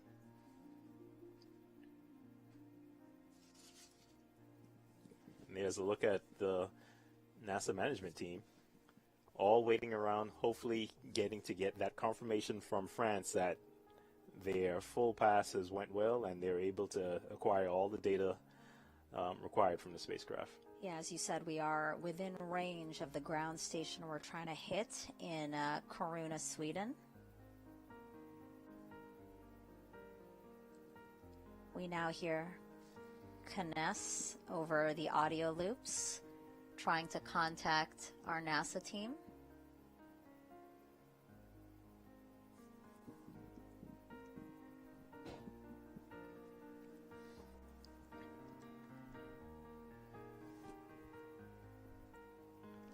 All right, there you go. We are hearing the Kinéis team confirming to our NASA team that we have acquisition of signal with the SWOT spacecraft. That's fantastic news. And the team has done their full analysis. We're hearing cheering now. And the spacecraft is doing well. So all the instruments are doing well. There you go. And you hear another round of clapping.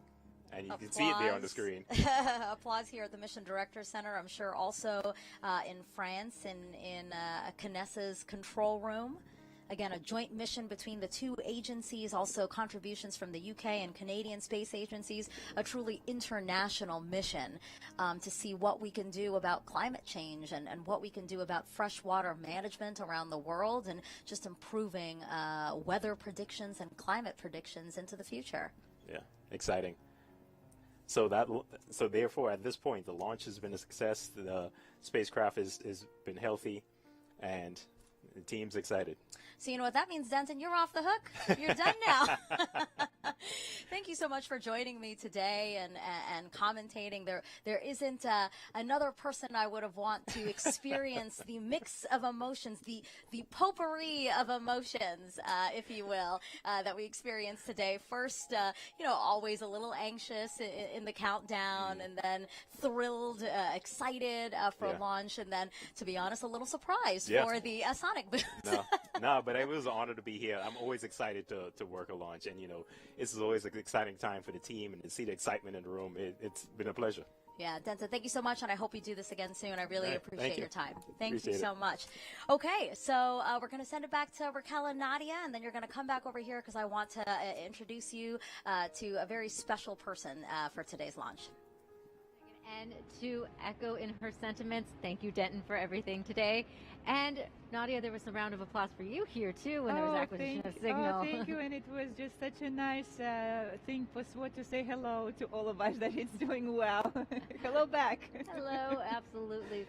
SWOT will help scientists see the Earth's water in high def. And Nadia, you have been anxious to put on what you have been calling the SWOT goggles. That's right, Raquel. Let's do it. Okay, we got them so on. We're calling it a SWOT goggles, and they're magic glasses that allow you to see Earth water in a super high definition, just like when you go from your old VHS tape to the plasma TV 4K resolution. And what it does is that just brings a lot of excitement to the scientists that we're going to see Earth water like we've never before. Just think of James Webb Telescope and what it looked at the universe with this clarity and definition like never before. So let's just do a little bit of a demonstration. Like imagine this is the wave, that this is how we see it. Planning for future generations requires us understanding how much water we have. And we need to understand the water cycle in a lot of detail, and SWOT will provide that for us. My name is Tahani Amr. I'm Cedric David. Mark Simard. Christine Jabara, and I'm an integration test engineer at JPL. I study the world's rivers. I'm one of the principal investigators for SWOT. SWOT is an Earth orbiting satellite. It stands for Surface Water Ocean Topography. SWOT will, for the first time, make measurement of water surface elevation, not only on the ocean, but also on the lakes and rivers of the entire globe. This in itself will be a scientific revolution. Collaborations and relationship build bridges, and SWOT will be that bridge across the world. SWOT is being designed jointly by NASA and the French Space Agency, with help from Canada and the UK. I was born in France, so SWOT is a match made in heaven for me. Coming to work every day, it's always really nice to know that the system that we're building will collect science data that will help people. I think finally I found a meaning to all of my research. I believe SWOT will create a lot of peace because we all need water. Now more than ever, it's important to recognize that water connects us all, and it might be the one thing that unites us all.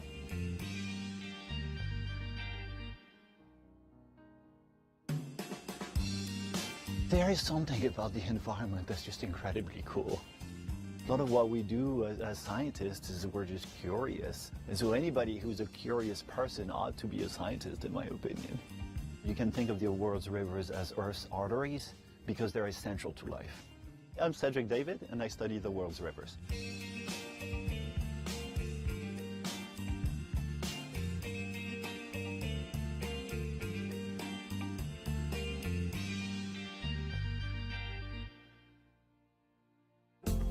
SWOT is a mission that is specifically designed in part to observe rivers, and it's also being designed jointly by NASA and the French Space Agency. I was born in France, but I've lived in the US for 18 years now, and I study rivers. So SWOT is a little bit of a match made in heaven for me. The kind of science that I'm interested in is trying to understand how much water flows down the rivers of the world, and SWOT will be able to make one such measurement for all of the largest rivers of the world. So we'll be able to get a global, unified picture of surface waters from space. This in itself will be a scientific revolution. I think that's going to have a big impact on water management. I like to say that water is my friend. Water is my happy place. I was born with a physical disability that affected both of my legs. Being able to walk now was not a done deal at birth, and it still involves a significant amount of discomfort and is a constant reminder of having been born different. For as long as I can remember, water has been the only place where I felt comfortable, where I felt normal, where I felt like I could do things like everybody else. When I get in the water, it's just like, I mean, you're floating. When you're floating, it's just like all the pain goes away. As a kid, my parents would take my brother and I all the time to jump in the Mediterranean. But to this day, we still do it on New Year's Day every year. Planning for future generations requires us understanding how much water we have. And SWOT will be able to provide that global view of the world's fresh waters. And in my opinion, it might very well become the key that unlocks surface water observations around the world and unleashes surface water management. So it might help us make sure that everybody gets access to fresh water. Now more than ever, it's important to recognize that water connects us all, and it might be the one thing that unites us all.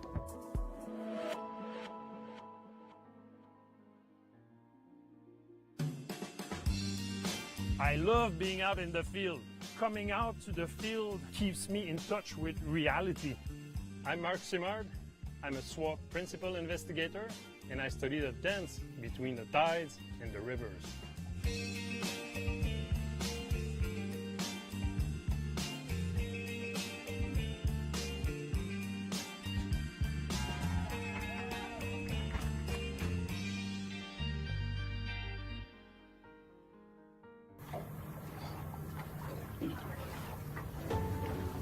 I'm from Quebec, Canada, from a city called Jonquière. I started studying physics with specialization in astrophysics and became enamored with the environment, and I actually became president of the environmental club. I did a switch and I started to apply what I learned in physics to the environment. So here is a water level gauge. Water level gauges, are sparse points here and there.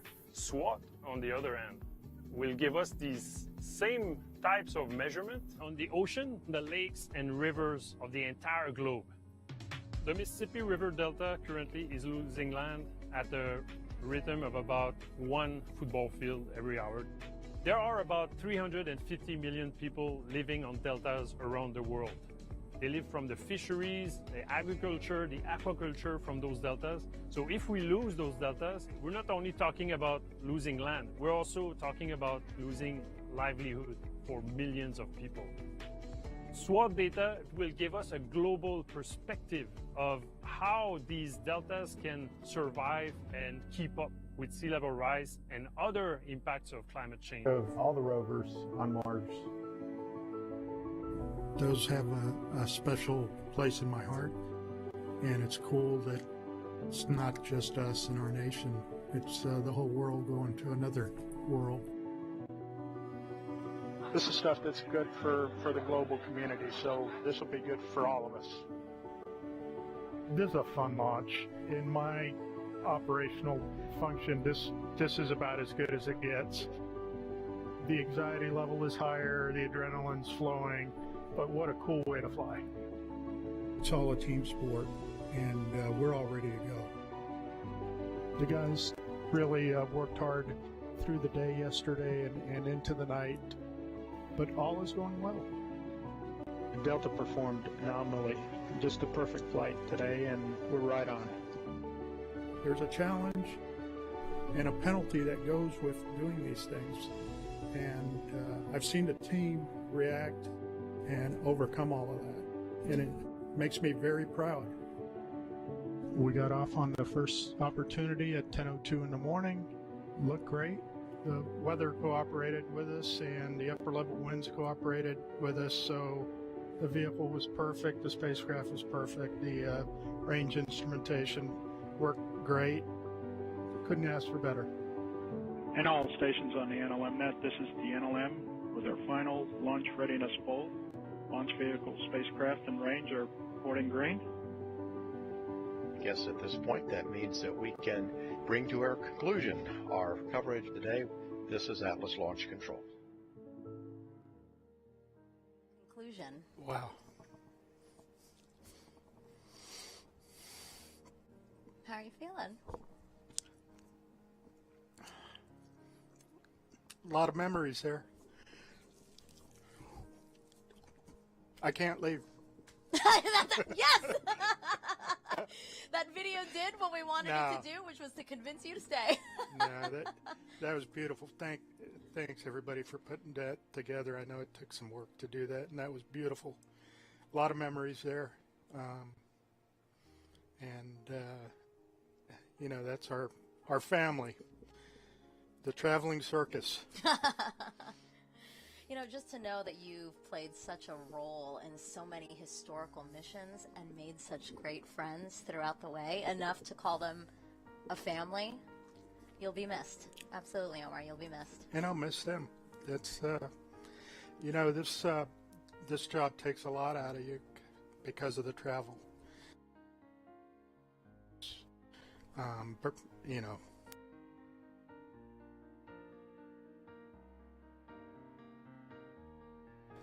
because we're doing a launch, or we're out in Kwajalein doing a launch, or I'm in DC or Denver or something. So there's a price you pay for this. It's a very rewarding job, but you know, it's time for me to retire and maybe go do some of those things I missed out on. So again, hard to see you to leave, but you definitely deserve a wonderful retirement, and we wish you all the best, Omar. Thank you. Thank you so much. All right, guys, back to you. Omar, congratulations on your retirement again. You will be missed. Now, Nadia, do you have any final thoughts about launch and the SWOT mission?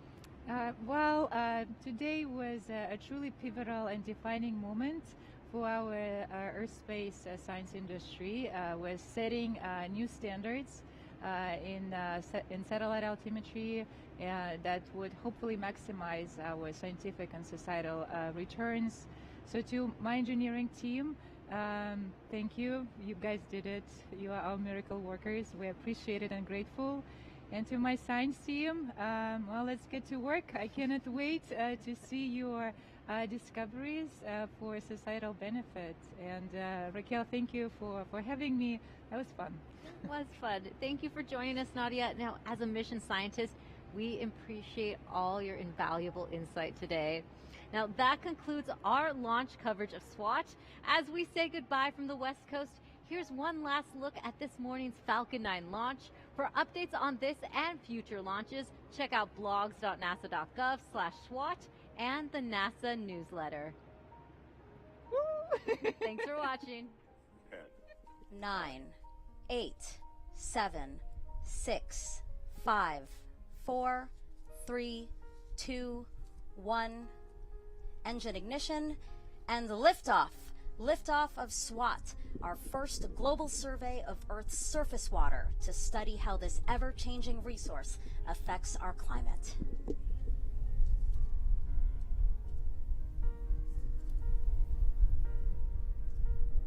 And there we get a nice view from the ground camera, and also we'll switch to the onboard camera. Now, Denton, you didn't go outside to see the launch, but now we're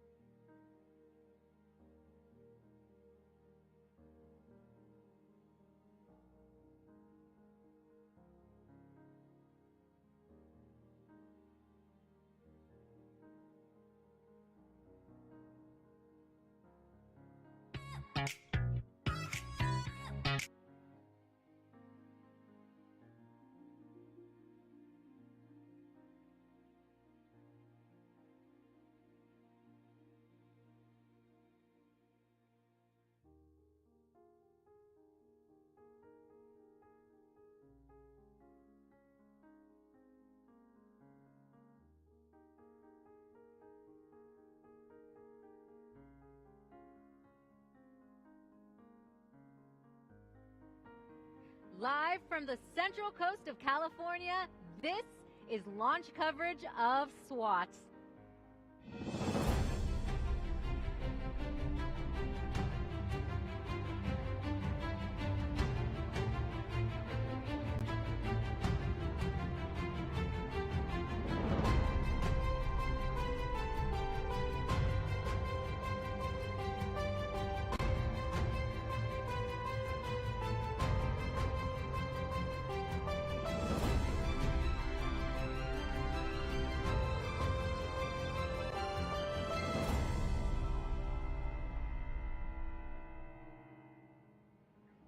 You are looking at Launch Complex 4E at Vandenberg Space Force Base. We are just about 45 minutes away from liftoff of this Falcon 9 rocket for the International Surface Water and Ocean Topography Mission, also known as SWOT. It's the first satellite mission to survey nearly all water on the Earth's surface. It will help researchers address some of the most pressing climate change questions